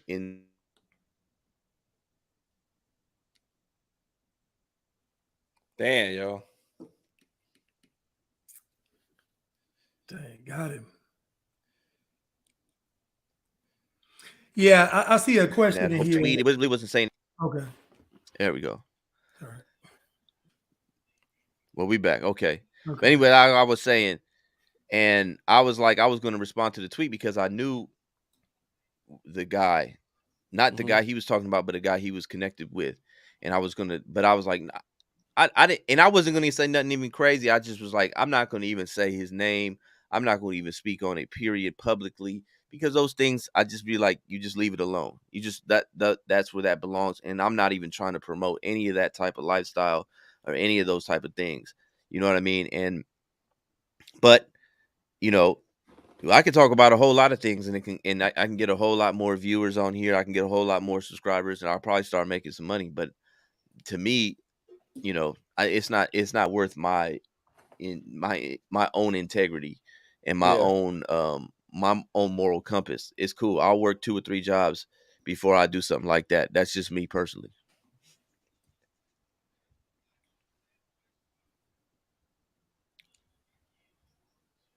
What was the question you was talking about, Blanche? Oh, do you all think that Nipsey Hussle was killed because of the Dr. Sebi documentary? Nah. No. I mean, I heard that because and remember, Nick Cannon was supposed to pick it up, but he didn't. Yeah. No. I mean, I think these things. I don't think it's that difficult. I mean, to really figure out when you look at the politics of the situation that he was in. Like, I think it was pretty simple. I don't think that you pull off this elaborate plot with just some regular street dudes like this. You know what I mean? I don't know. I don't really buy into that conspiracy. I think that it's it's good for YouTube and it's good for views, but I just I don't buy into stuff like that. Especially when when the reason is pretty obvious. You know what I'm saying? When it's pretty obvious that's yeah, I mean, the documentary is cool, but I just don't see it. I don't personally. No. And it says in the comments too, not to cut you, my bad, Blanche. It said Nipsey was supposed to drop it a week after he got killed. So why didn't it come out? Yeah, they can still release it, right? Yeah. It's like Tupac, he had all that music before he got killed, allegedly. Then how come it came out? Somebody's gonna get money off of it. I mean, I don't know. I don't. I get it, but I don't buy it. That's my thing. That's all. Man, it was all kind of stuff going on with him and Big U. It was like it was a lot of stuff going on with Nipsey and his quote unquote gang. So to me, nothing to do with Dr. Sebi at all. It was just gang politics. Man. Yeah. Yeah, I mean, I've met a lot of dudes from 60s, and they all tell you the same thing, that more 60s have been killed by 60s than any other gang. So there's a lot of things that go on, especially if you understand that area. That area is not like it's in South Central, but it's right next to like Ladera Heights. It's right next to what they call the Black Beverly Hills. Like, it's a really nice area if you go more west. Like Crenshaw and Slauson, when you go east on Slauson, passing Crenshaw, that's when it starts to get kind of grimy. But where they're at, there's money down there, and people are making money, and there's a lot of things going on in those. There's a lot of politics being played over all that. So I don't really look at that and be like, oh, it was, I don't. Who knows, man? Anything's possible, but it's just I don't see it. I think that that what happened. You know what I mean? And I think if we start getting into other things, then we're not really gonna get to the real issue. And the real issue is that we have a culture that celebrates degeneracy and And for all the good things Nipsey did, and still you're still giving some type of credence to an organization and a lifestyle that has not brought really a whole lot of positivity at all. You know what I'm saying? So I don't that's how I look at it. Like, I think that should be more of our focus, is to talk about what that indulging in that type of stuff, indulging in that behavior and in that lifestyle, what that brings, as opposed to sitting here trying to figure out, did he get killed because of some conspiracy theory? I don't know. I don't think so. I think we got to talk about what's right in front of our face. I agree. And also, it kind of takes away from the message to make it a conspiracy theory, because we don't hold Nipsey Hussle accountable for what happened. If you make it about a conspiracy theory, then you just think, oh, he just was an innocent guy that just got killed, and he didn't deserve to get killed, but he's not as innocent as we think. He's involved in the gang politics. For you to check somebody about being a snitch, it means you're still involved in what's going on. You're supposed to be speaking a positive message, giving them free shirts, free sweatshirts and hats, but you're talking about, they say you snitching. So I don't know. I just think that these conspiracy theories take away from the accountability piece, where the lesson is. I agree with that. Yeah. Bottom line, it's about the accountability to me. Yeah. Control what you could control. And it goes back to everything. There's always going to be an Adam 22. There's always going to be a Leor Cohen's. You know what I'm saying? Vlad TV. Just like there's always going to be a Drink Champs. But they call him Vlad the Feds, and I say, I watch y'all go on his show and spill Che Froze. Yeah. Why he freeze like that though? I was like that, huh? But like you said, they go on there willingly. When I tell you the Vlad interviews, them dudes be on there spilling their guts, and then turn around and say he's the Feds. I'm like, are y'all crazy? Who's that one rapper from Philly? They got like 40-something years. What's his name? Y'all know him. So I can Google it. AR Ab. Okay. AR Ab is doing videos. When I tell you, he is literally detailing crimes and talking, and then he gets locked up and folks are like, oh, Vlad is the Feds. I'm like, huh? This dude was admitting to multiple crimes, talking about shootouts, selling bricks. I'm like, this dude is crazy. Well, it goes back to the Young Thug thing, right? The Young Thug and Gunner. Like, there's a lot. So now I guess Gavin Newsom out here has said that he's trying to make a law to where you can't use rap lyrics against as evidence, right? Yeah. I don't know. I mean, like, here's how I feel. Like, if you're gonna sit there and talk about crime, committing crime, doing crimes, being around criminal activity, and then actually go and commit crimes, I mean, whose fault is that? That's you know what I'm saying? Like, that's a you problem. It don't make no sense. Like, I don't understand. That's why I respect Rick Ross more than I respect the Young Thug. Like, Rick Ross, they lived that life, but he made millions saying that he did, and people believed him. But that Young Thug made the same kind of money, but now he's in jail. You ain't locking up Rick Ross. He's chilling. He got his farm and his cows and his land, living in a Vandy Holyfield old mansion. He good. Yeah, I don't necessarily think that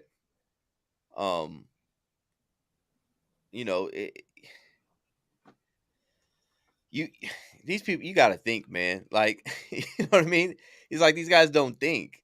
You go out here and you still want to be around these in that lifestyle, and then you rap about it. Yeah.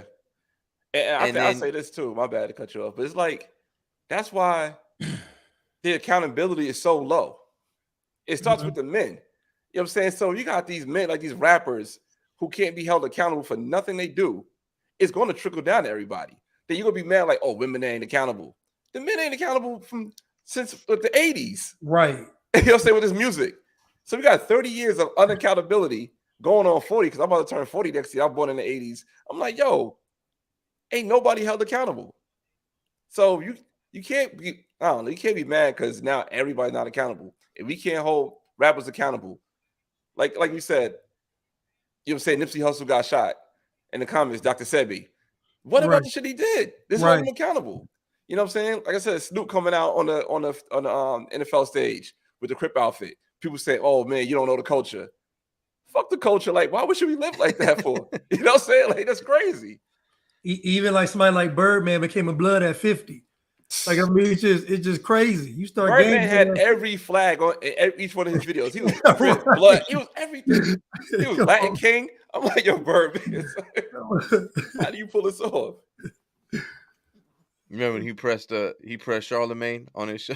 Yeah. And you know, it's funny. My son never seen that. I showed him that the other day. I'm like, you know, sort of Birdman is? Nah. He know all the memes about it. He never seen it though. I showed him that. What did he say? Are we finished or are we done? We finished or we done? Oh, man, these dudes, man. I'm trying to. That was hilarious though. That was funny though. Yeah. I think that and the Ray J one is what you call it. Boy, Ray J. He said, hold him accountable how? Hold him accountable like, yo, we ain't rocking with this. Just like how, all right, the Jewish people are now holding Kanye's accountable. Right. You see, so we can do the same thing. Right. We're like, you know what? Yo, we cut you off from everything. Right. Whatever power we have to cut that person off, we're gonna do it. Don't buy it. Yeah, don't buy it. Don't buy the music. I'm not gonna lie, I'm guilty. I bought all the ratchet shit. I got from East Coast to West Coast. I got from West Coast all the Tupacs, from Midwest all the Bone Thugs, from the East Coast all the Biggie. Like I got all of it. You know what I'm saying? I bought all the albums when I was younger, but we gotta take a stand somehow. And you know what's crazy is like, I mean, I'm 39, you 39, Blanch, you what, 42, 43, 44. 44. So we all kind of came up in that era where hip hop, you know, was like we saw hip hop blow up. You know what I mean? Mm-hmm. Like go from like nobody really listens to, like, not nobody listens to it, but it was just so it was concentrated, and now it's like everywhere. Yeah. You know what I'm saying? And I always say this, like hip hop to me is the most influential form of culture ever, only because of the information, how easily accessible information is, right? Mm-hmm. So I tripped out, like I said, when I came home 4 years ago, I was at a Luke Bryan concert doing security. Luke Bryan, it's the country western at Dodger Stadium. At Dodger Stadium, I was doing security there at Dodger Stadium, right? And in between the acts, it was all white people there. They were playing hip hop. They were playing Drake. They were playing Travis Scott. And I'm watching all these white people, like, they rapping along to it. And I was like, really like going like, wow, this is crazy. Like, cause I had been gone for so long. When I was left, it wasn't like that. Right. And then I came home and I'm like, oh wow. I'm like, this is crazy. And so it's like we really seen it like blow up.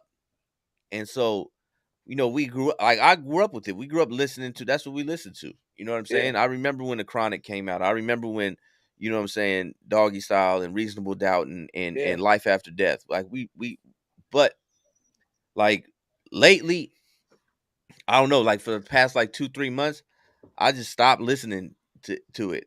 I'm just being like, and it wasn't even like I'm about to stop listening to rap. I just was like, I just don't feel like doing it. Like when I'm in the car, I'll put in a podcast or something. I've been listening to like your podcast Traditions a lot. You know, I got you put me up on getting the YouTube Premium, so I got that now. So now I could just listen to it in my earbuds and just, you know what I'm saying? It's like I just don't, like when it comes time to listening to it, I'll be like, I'm cool, man. I don't have it in me to listen to it anymore. We the old heads now. I mean, is it that? Are we getting old? I don't know. Is the music just getting too crazy? You know what I'm saying? Yeah, I think that's another thing. It's getting too crazy because like the video I had with the Naughty Bop, and I was seeing the comments and people like younger like, nah, this is crazy. This is really crazy. Like the clout chasing is insane. They do it. Oh man, there's no boundaries for clout chasing. And you know, a lot of these rappers came up in the clout chasing era. Like, you know what I'm saying? Like the Baby, he came out literally wearing a diaper. That was his gimmick. Running around in a diaper. Yeah, you see, he blew up, he ran around in a diaper. That's why he's the Baby. He used to walk around in a diaper. That's how he got his clout. Yeah. Isn't that weird? Isn't it? But don't you find it kind of strange? Like I never understood this. Like you a grown man and everybody wants to put like Lil in front of their name or baby. We have two. We literally have two babies that are popular in rap right now. Babies, Da Baby and Lil Baby. But I You know what I'm understand why saying? Little Baby name is Little Baby. Because What? all right, so basically he was the youngest dude hanging out with the older people, and it was like, oh, you're a little baby, and the name stuck to him. That's why they call him Little Baby. But it's funny how we progress from putting Lil in front of the name to Lil Baby. There's gonna be baby, and it's gonna be fetus. It's gonna be embryo. We're gonna keep going down. Egg, sperm, sperm. What's you know what? But because that's what they do. Like in like I'm saying like in gangs like they'll go. There's big. It goes big, little, baby, tiny, and now they do an infant, and then they doing newborn. Like yeah, that's the latest one I've heard is that's newborn so and so, and I'm like newborn. They're like yeah because he's up under infant, who's up under tiny, who's up under baby, who's up under little, who's up under big. So you could be like big Blanch, little Blanch, baby Blanch, tiny Blanch, infant Blanch, newborn Blanch. Like Somebody said little zygote Blanch. Little twinkle in the eye. You know what I'm saying? Twinkle in the eye, right? Little twinkle. That'd be hilarious. That'd be crazy. Little twinkle. It would work too. It would work. Oh, that's crazy. Yeah, I mean it's getting ridiculous, man. I mean, I think, man, you just have these dudes, man. They just looking for some type of guidance, and they looking to be, led in a certain way, and it's not there. And when we really look back on it, man, I think the big thing, and if we really want to talk about conspiracies, and we really don't want to talk about like systemic issues and stuff like that, there was a conspiracy a long time ago to start removing and destroying the family. Now I froze. My bad. Hold on. Go ahead. Yeah, I see. You know what I'm saying? Like you was trying to destroy the family, and when they did that, then all the morality that was supposed to be passed on, it just never happened, and so people ran to wherever they could run to, and you was like, chickens with their head cut off. I had somebody older dude told me this a long time ago when I was in the prison, and he said, and then we was getting. I was talking to him about some frustrations with some of these younger guys, and he said, man, you got to remember, he said some of these dudes grew up in houses where their own mama would fight them for the last piece of chicken. And so like when I look at it, man, when if you really want to talk about a conspiracy, it was to destroy the family, and we're still seeing it to this day. Like we're still seeing that's alive.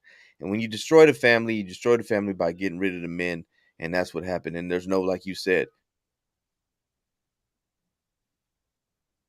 wants to be accountable for their actions. Nobody wants to be held accountable. Nobody wants to lay down the law.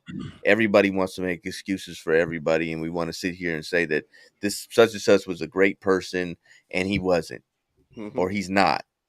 You know what I mean? Let's just be honest, man. A lot of these things it really goes back to the family structure and the lack of family structure and the lack of morals and values. And no matter where you're at, you know what I'm saying? Or and I don't really look at it. I don't really look at it as a race thing. I look at it as about a cultural thing. And that cultural thing can be anybody from anywhere. And when you go to certain areas, you see it worse than you see it other places. You know what I mean? It's just it just is what it is. We talk about this me and my wife talk about that all the time. You know what I mean? You go the further east you go, the more of the disrespect you get. Yeah. Yeah, I mean, to piggyback on what you just said, I mean, once the fathers aren't present, the protection is gone. So, it's pretty much And I think Broken Traditions mentioned this earlier about the trickle down from the men not being men, then the women not being women, then the children not being children. And then it's a whole generation that's lost. And so the problem is these past 2.5 years have taught me that the absence of real men, like we talked about this, Che, about you couldn't have done this stuff in 1950, this whole Peter pandemic thing. You couldn't have put us off in 1950 because folks would have been like, there's no way I'm shutting down nothing because y'all said something is in the air. It's not going to happen. But you fast forward and people are very comfortable. Things are convenient. So, it makes people softer and weaker, but especially for the men, because now you see a lot of men adopting all of these. I mean, look at the fashion, for crying out loud. I mean, I saw the is it the baby? Lil Baby. I saw Lil Baby. He had on like an outfit that you would see like what's his name? John Travolta, not John, Elton John wear. It was like a flowy I'm like, what does he even have on? And he was walking like it just, I don't know. So even the fashion, the purses, the Gucci purses, the Prada purses for the men, like all this stuff to me is just a lack of actual real men in society, and we just see how it's played out. Like it's out of control. Everything is becoming gender neutral. Yeah, everything. Yeah, you know what I'm saying. So tight ass jeans for the men, baggy ass jeans for the women. Right. Like, everything is becoming like it's intertwined now, and you seeing it in real time. But like, Jesus Christ, like y'all really taking it there. I was like, damn, I thought we lost you again, Shay. No, I think I figured out the remedy here, how to deal with that. I just remove myself and go right back in. That's what I've been doing. Every time I saw it, like, yeah, you know what I mean? Like, hey, we gotta adapt. Yeah. But yeah, like with the nails, like now you got guys getting nails done. They supposed to be straight as an arrow, but they got the same nails that girl got. I'm like, like what? I don't know, man.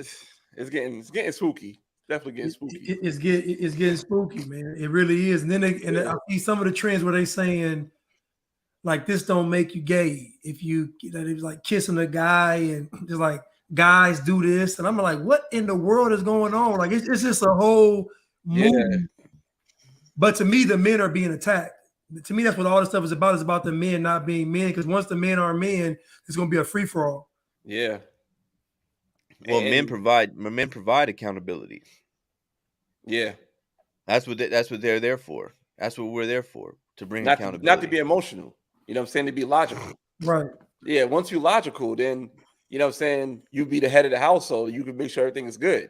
Then you follow. Then you lead. Everybody follow. Then your offsprings, go accordingly. But now everybody in the house is emotional. There's too many. Nobody's logic, and everybody lose. But that was the point. See, people looking at me like, oh, there's an attack on men, and I'm saying it's not men in a sense of a male. It's the way that we think is important, right? It's the logical aspect to the human being. There's nothing wrong with being emotional, having women being emotional, and I'm not saying emotional as far as like they just crying all the time. I'm just saying. There's ways that we think that are different. Yeah. Men think a certain way, women think a certain way. The reason why they remove the man is because you remove the logical aspect.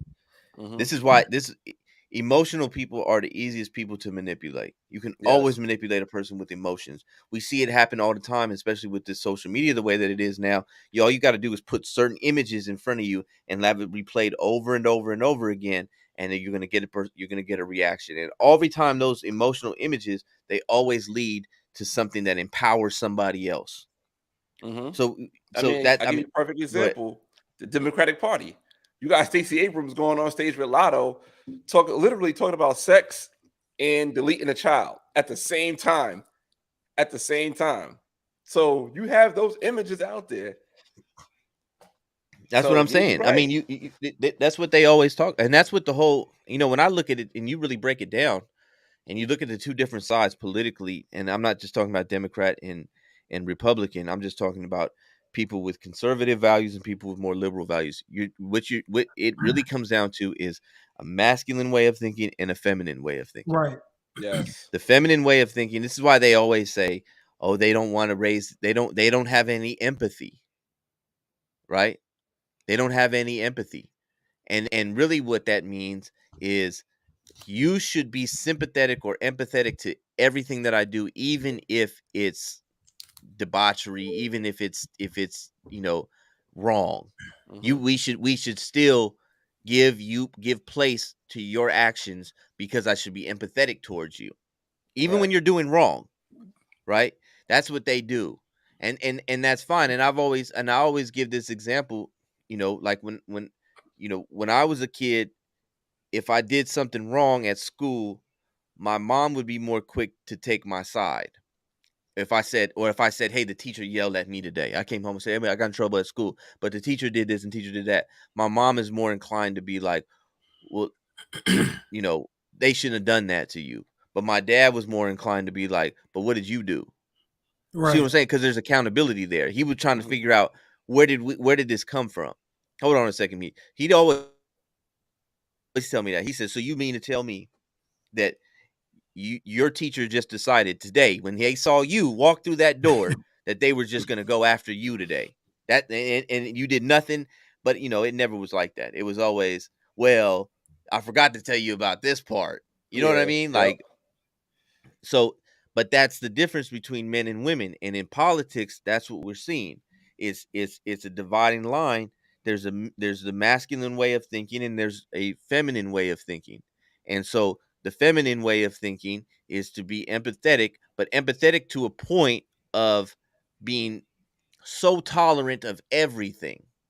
And people with agendas and people that are manipulative, they are going to put their agenda behind and hide behind this idea of being empathetic and being tolerant. You see what I'm saying? The masculine way of thinking is, this is how we do things. This is right and this is wrong. This is and we are going to be disciplined, and we are going to be accountable, and we are going to raise people up in the right way. Yeah. And it's a good example of that, Che, is when AOC was talking in front of a group of people, and when they started getting on her, she started dancing and singing. Like her reaction to being held accountable was just start dancing and singing. I'm just like, what are you doing? But that's her quote unquote defense mechanism. When things get tough, start dancing, la la la la la, whatever. Instead of handling like an adult or just ending the meeting, just saying we over, I'm about to leave. She literally stayed there and just danced and sung along with the crowd. Yeah, because she's trying, and that's to play on the people's emotions. Look, I'm one of you because I can whatever you know what I mean? I can bring hot sauce in my bag and go to the Breakfast Club. Right. Say I could play a saxophone on Arsenio Hall. Right. Obama, I could shoot hoops and smoke Newports. Yeah, I'm one of y'all. Did he smoke Newports? I think I heard that before. Yeah, he smoked Newports. Come on, man. He got to. I ain't noticed. I know he smoked cigarettes. And he smoked. Think about it.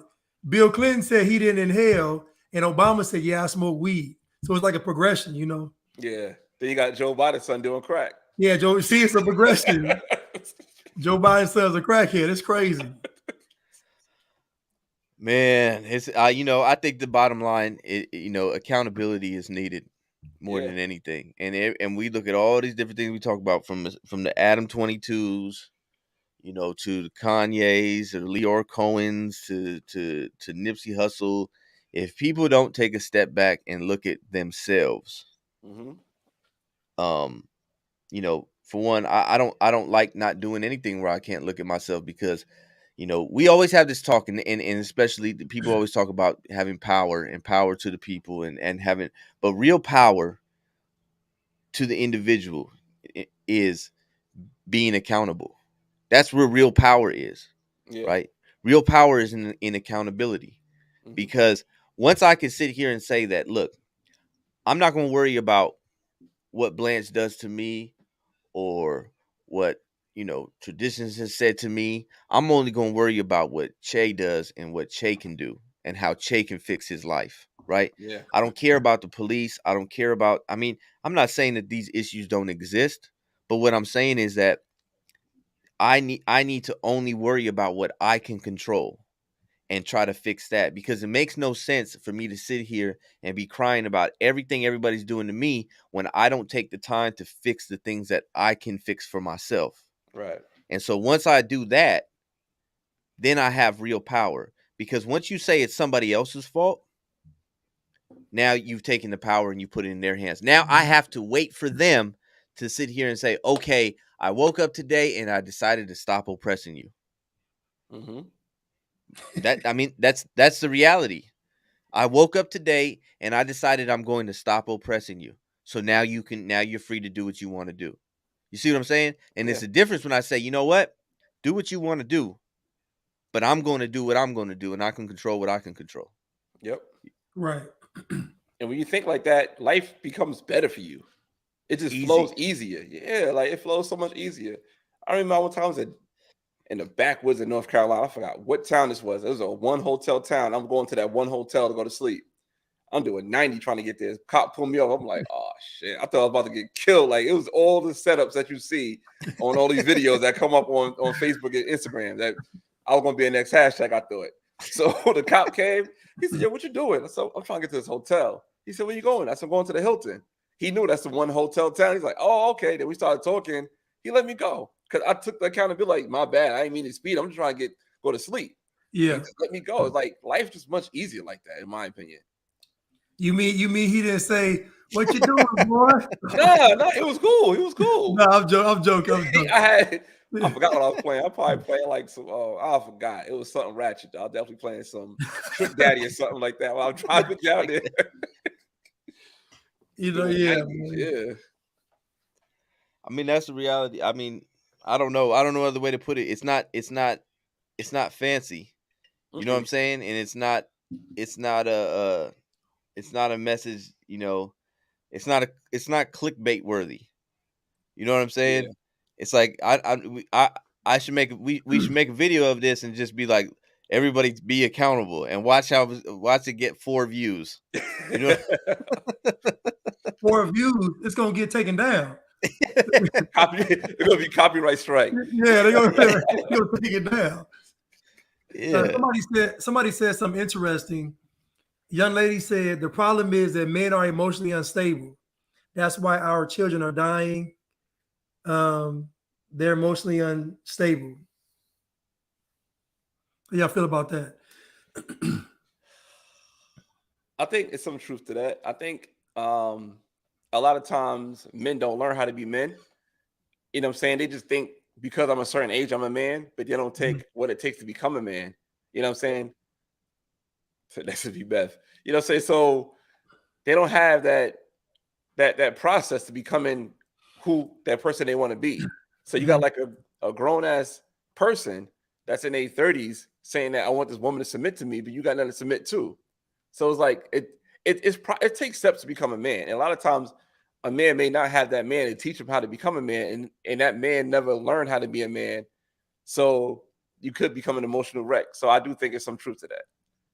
Because I think you do see that more often. Like you do see grown ass adults call themselves men. They just grown ass males. Yeah. Yeah. Yeah, I mean, I agree.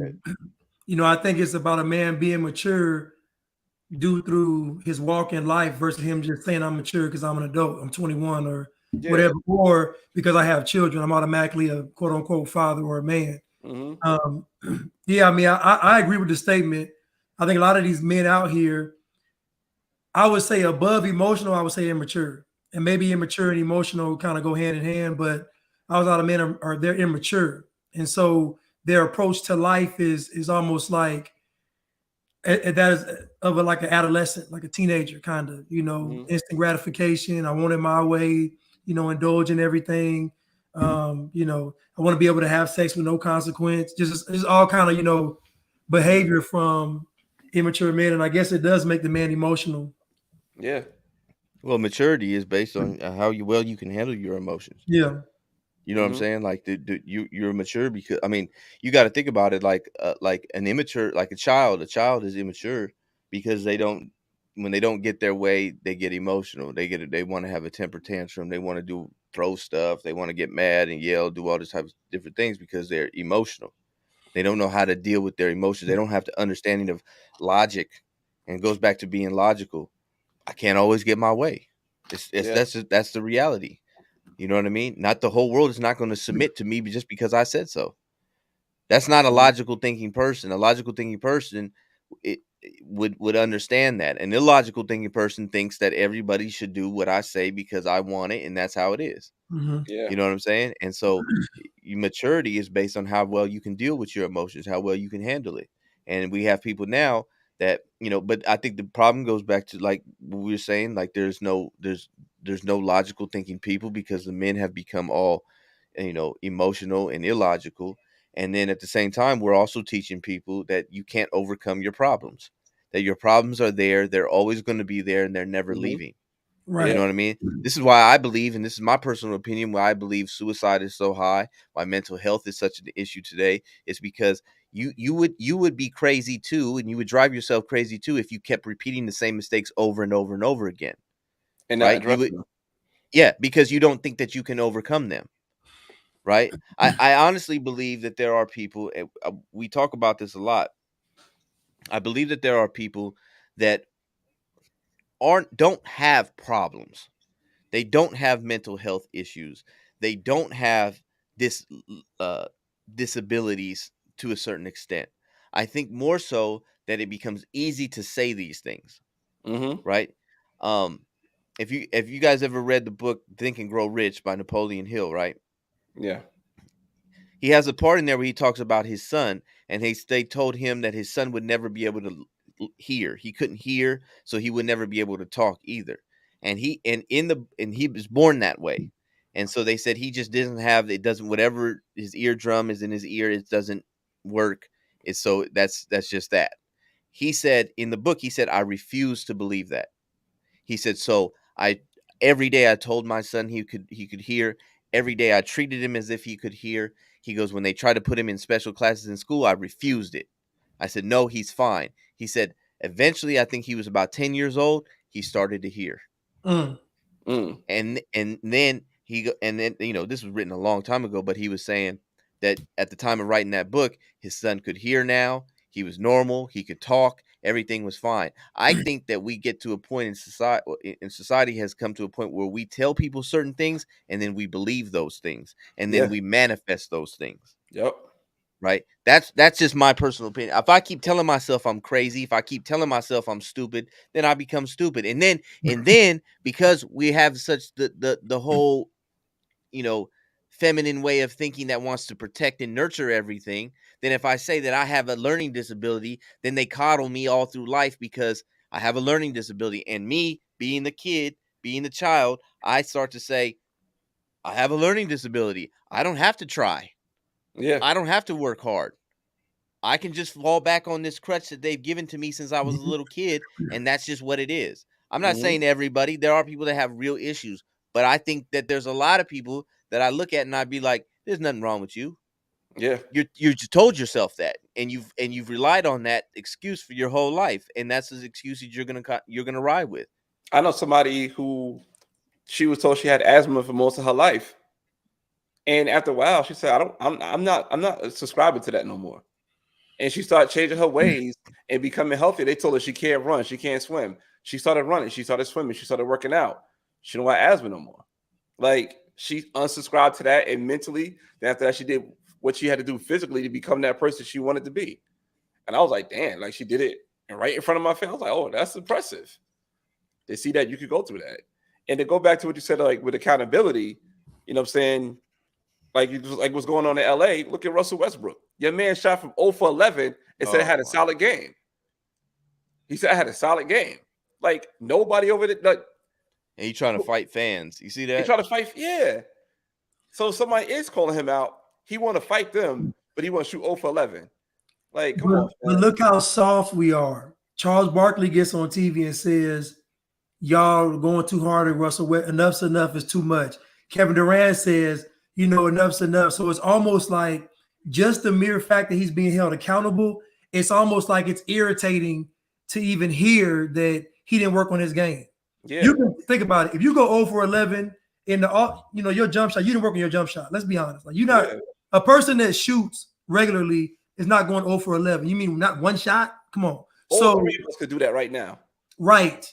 We can go in the game and miss every shot. That's nothing. Yeah. So what I'm saying is he didn't, to me, work on his game. But my problem with Russell Westbrook is instead of taking accountability last year and changing what was happening with his game, he made it about him being picked on and a victim by the fans. Mm-hmm. And again, that speaks to this culture.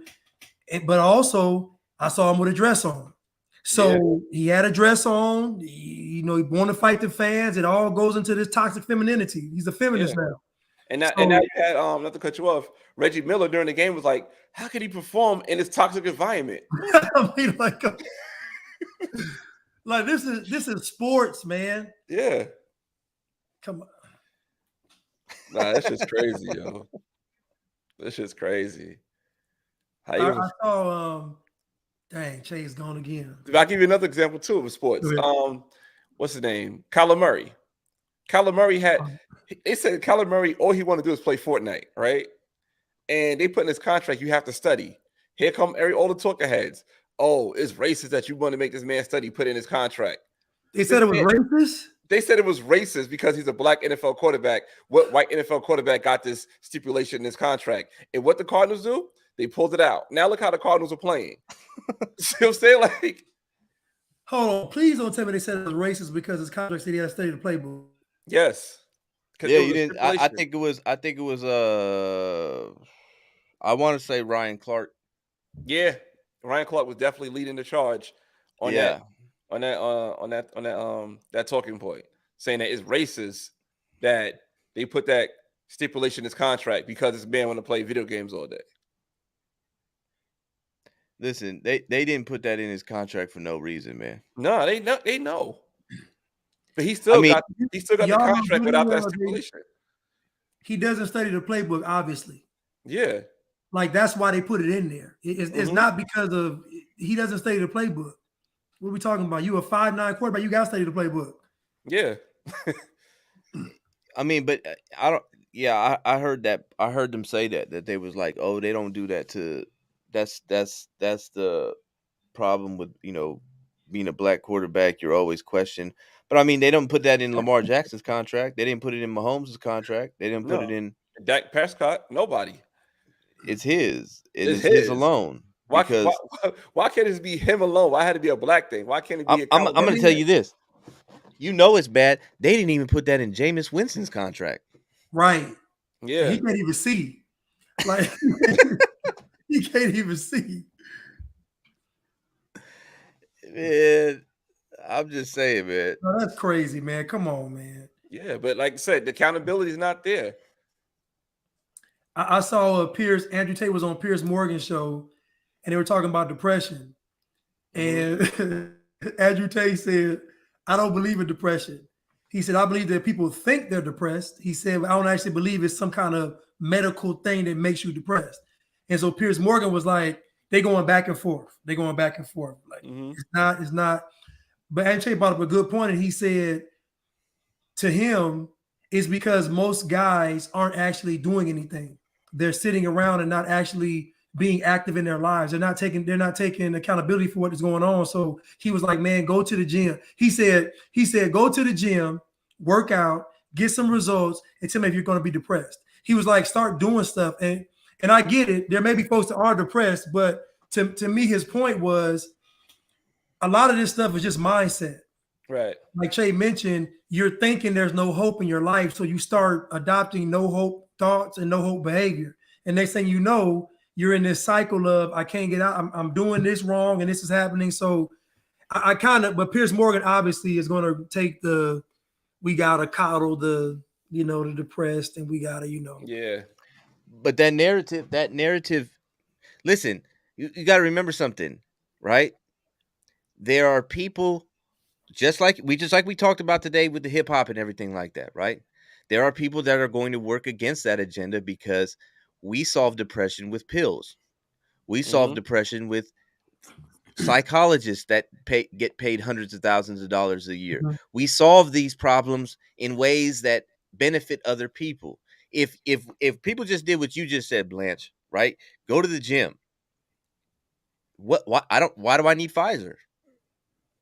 I don't need Pfizer to help me because Pfizer gives me a pill, and now I feel like now I'm okay.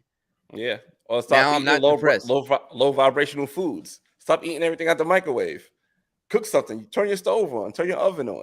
You know what I'm saying? I mean, dude, this is what I'm saying. Like accomplish things, Yeah. accomplish small things that lead to bigger things. Yes. If you would become depressed too, if you always did something and you failed.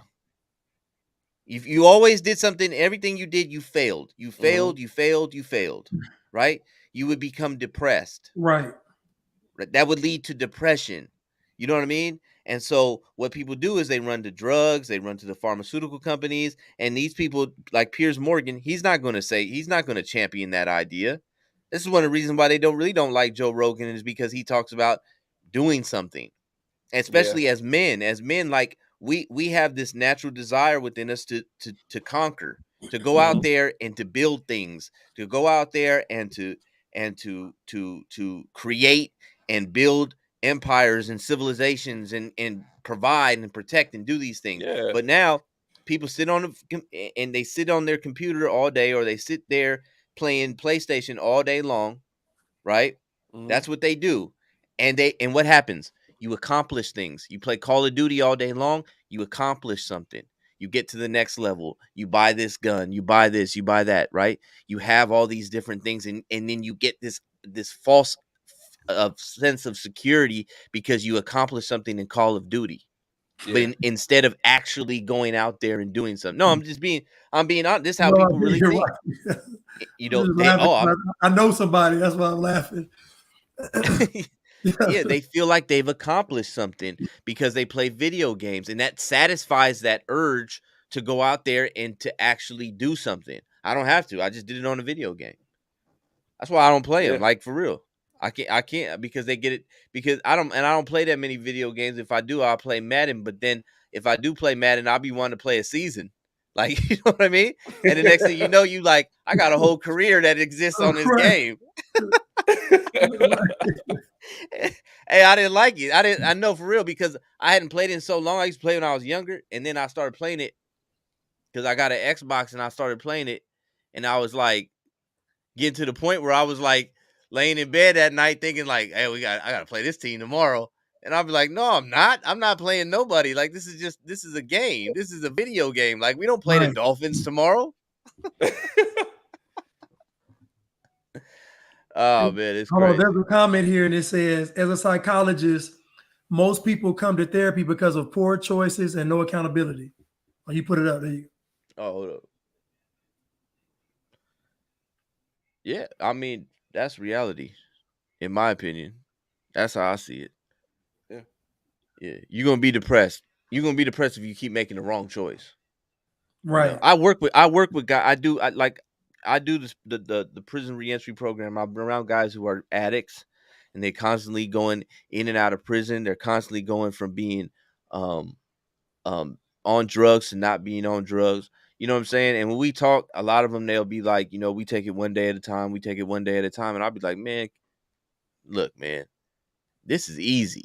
Stop saying it's hard. Stop saying it's difficult. This is easy. This is easy. Stop. You have to trick your mind, and you have to actually start to actually tell yourself these things. I go back to, like, I read Mike Tyson's book, and he talked about Cus D'Amato when he was a kid, and he was really shy and he had no confidence.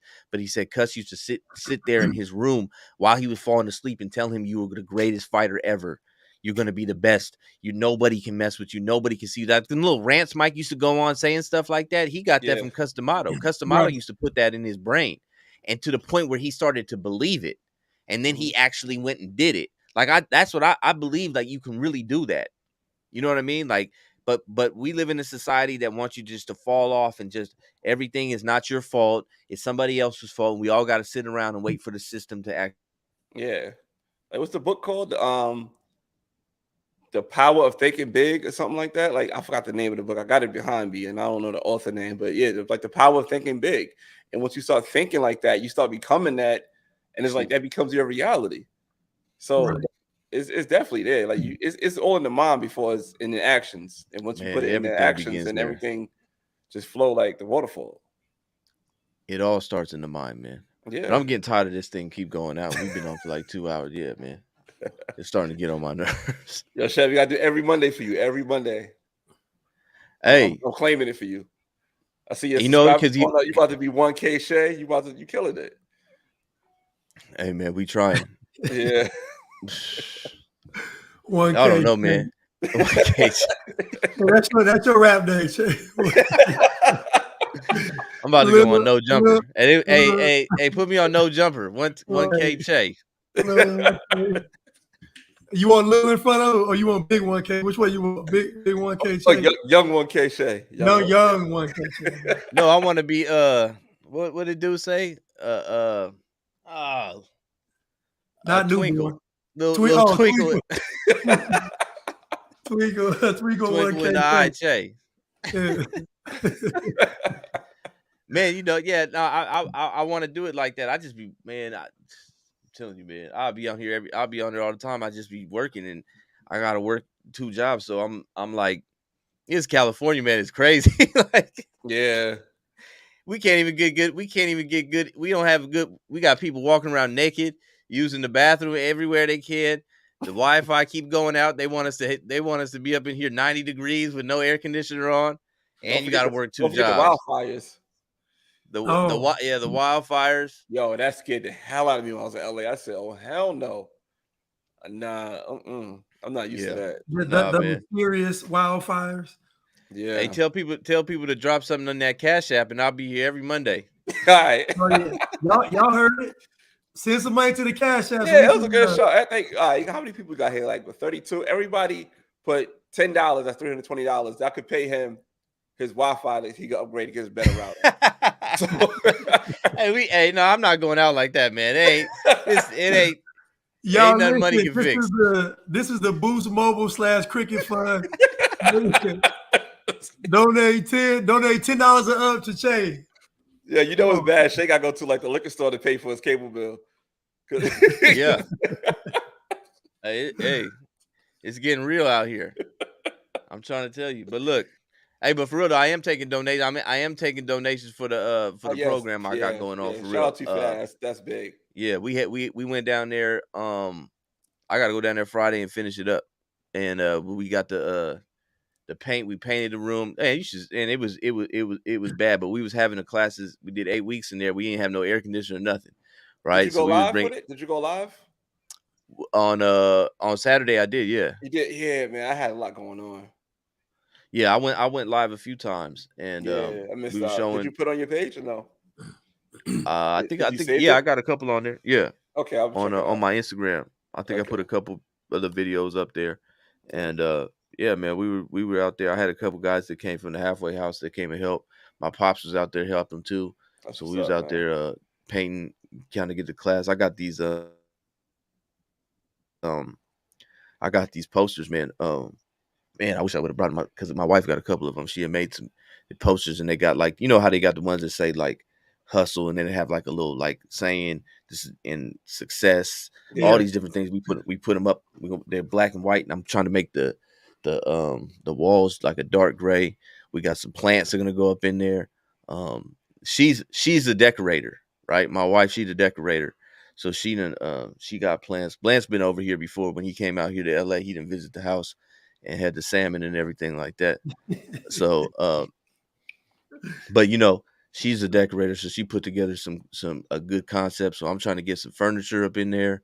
I'm trying to get some what you call it? We still got some more money to spend trying to fix the floor because it's just, I mean, I would like to get it fumigated because I've seen some roaches up in there too. I mean, we on the east side, so it's like, but I think, but the whole thing, man, is that class to me is, like I said in the video, man, it's the best thing that I've ever done because, like I said, I've been in those situations and I've been to jail and I've been to prison and I've been in AA and NA and all those different classes that they make you take, you know, in a halfway house program like that. Mm-hmm. Oh, look, she just brought some in. Look at. Oh, see, teamwork makes the dream work. Yeah, see, look, this one got the talent.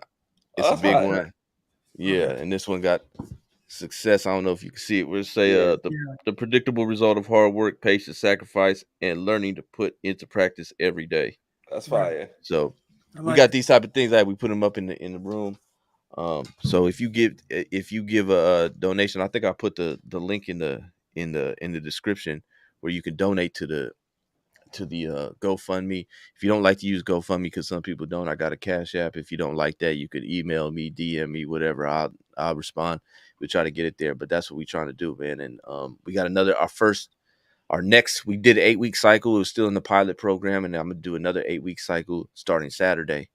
So yeah. That's what's up, yeah. I thought we froze again. A lot of people think like, this there we go. Doing YouTube they don't pay like that, man. I'm not Adam 22. If I was Adam 22, I'd be making money, but my last name ain't Grant Mason. You know what I mean? Right. No, good question, Blanch. You got restricted on your Instagram? Yeah, you can't tag me. Yeah, I was like, it said something about the C word. I was like, damn, yo. And they lied on me though. I ain't do nothing. They lied on me. Man. You know what got me a restriction? What's that? I put a video up of stuff from YouTube of like actual news, casters. Some of them from Walgreens.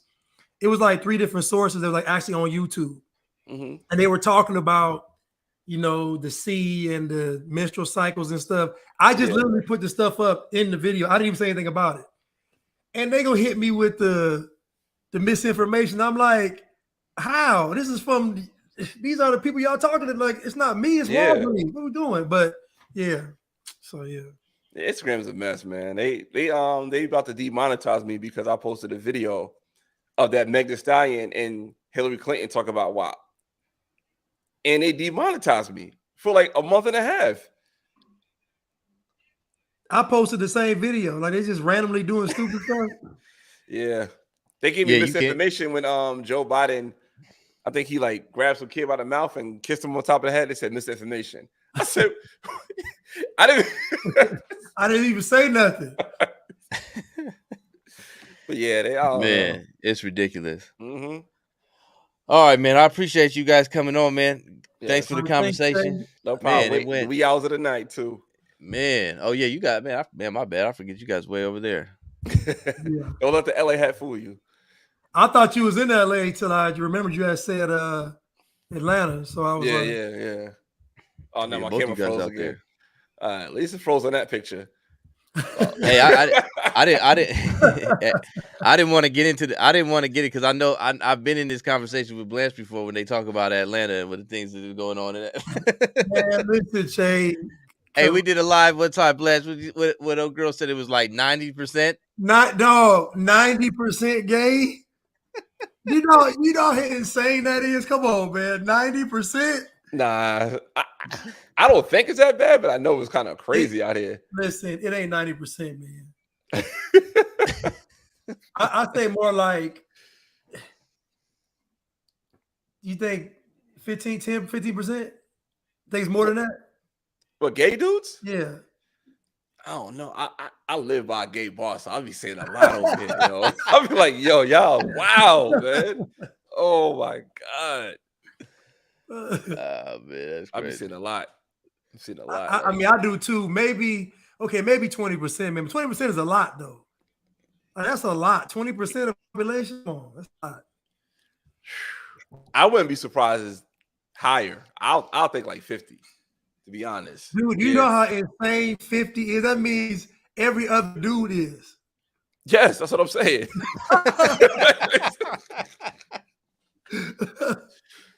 That's what I'm saying. Like, maybe, like I said, maybe because I live like literally, I can walk down the street. It's this restaurant. I didn't know it was gay. So, no, I'm not. I'm by the airport.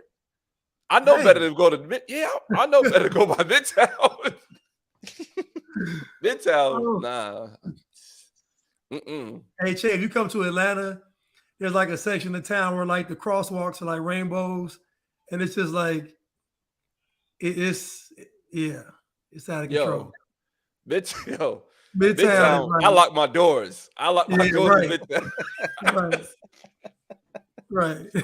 Nah, but you know, I'll say this though about the gay dudes. At least they don't harass you like you think they would.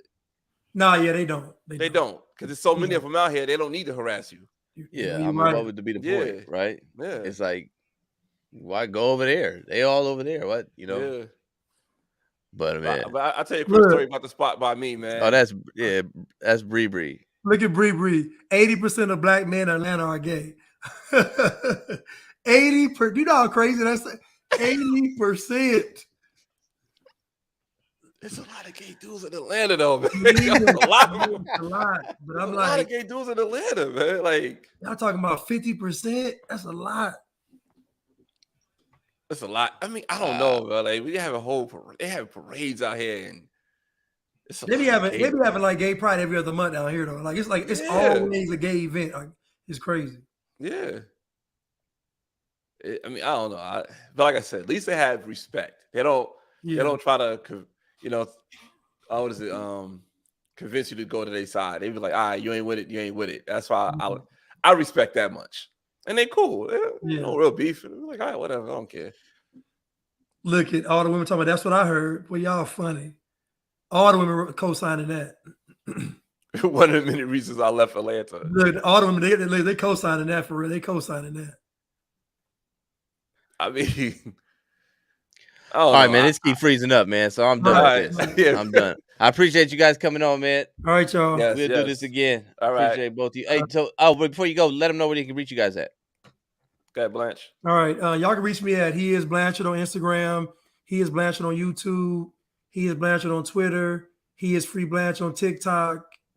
Free Blanch on Rumble. Yeah, that's it. Hey, Blanch, what days you go live? You just go live randomly, or like randomly. Okay. Yeah. I saw you. I was like, oh, you live, but I was in the middle of work. I couldn't.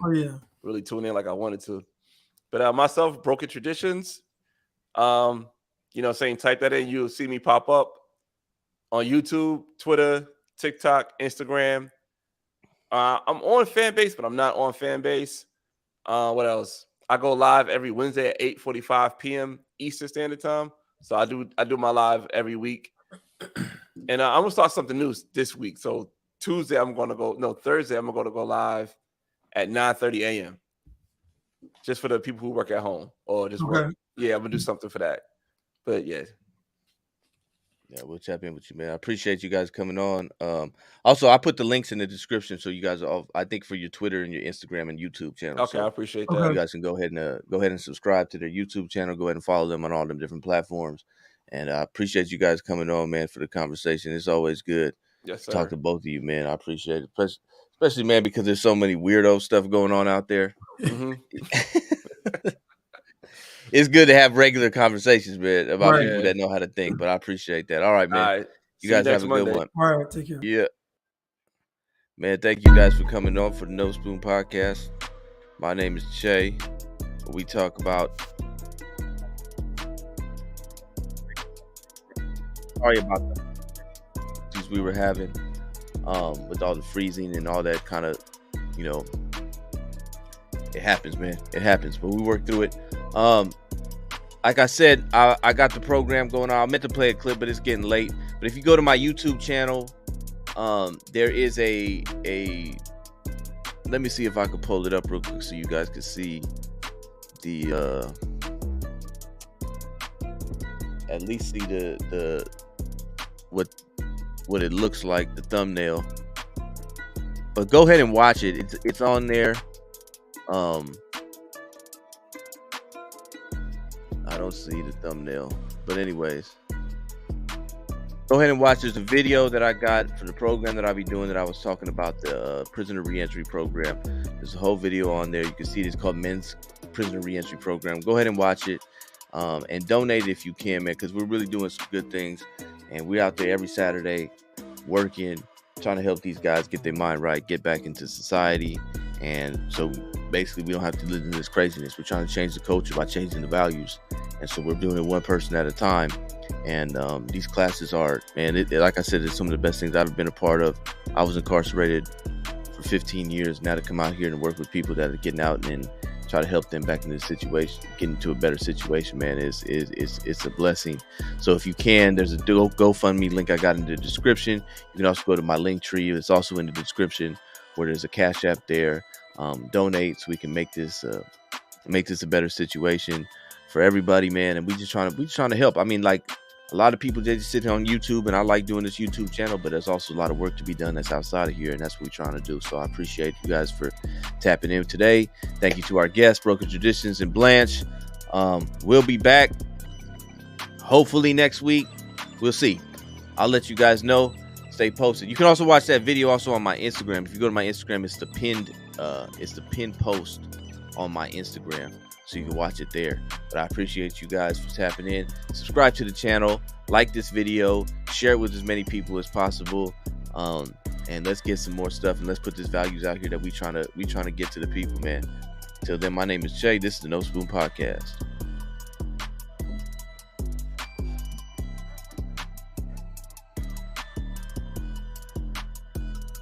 All right, thank you.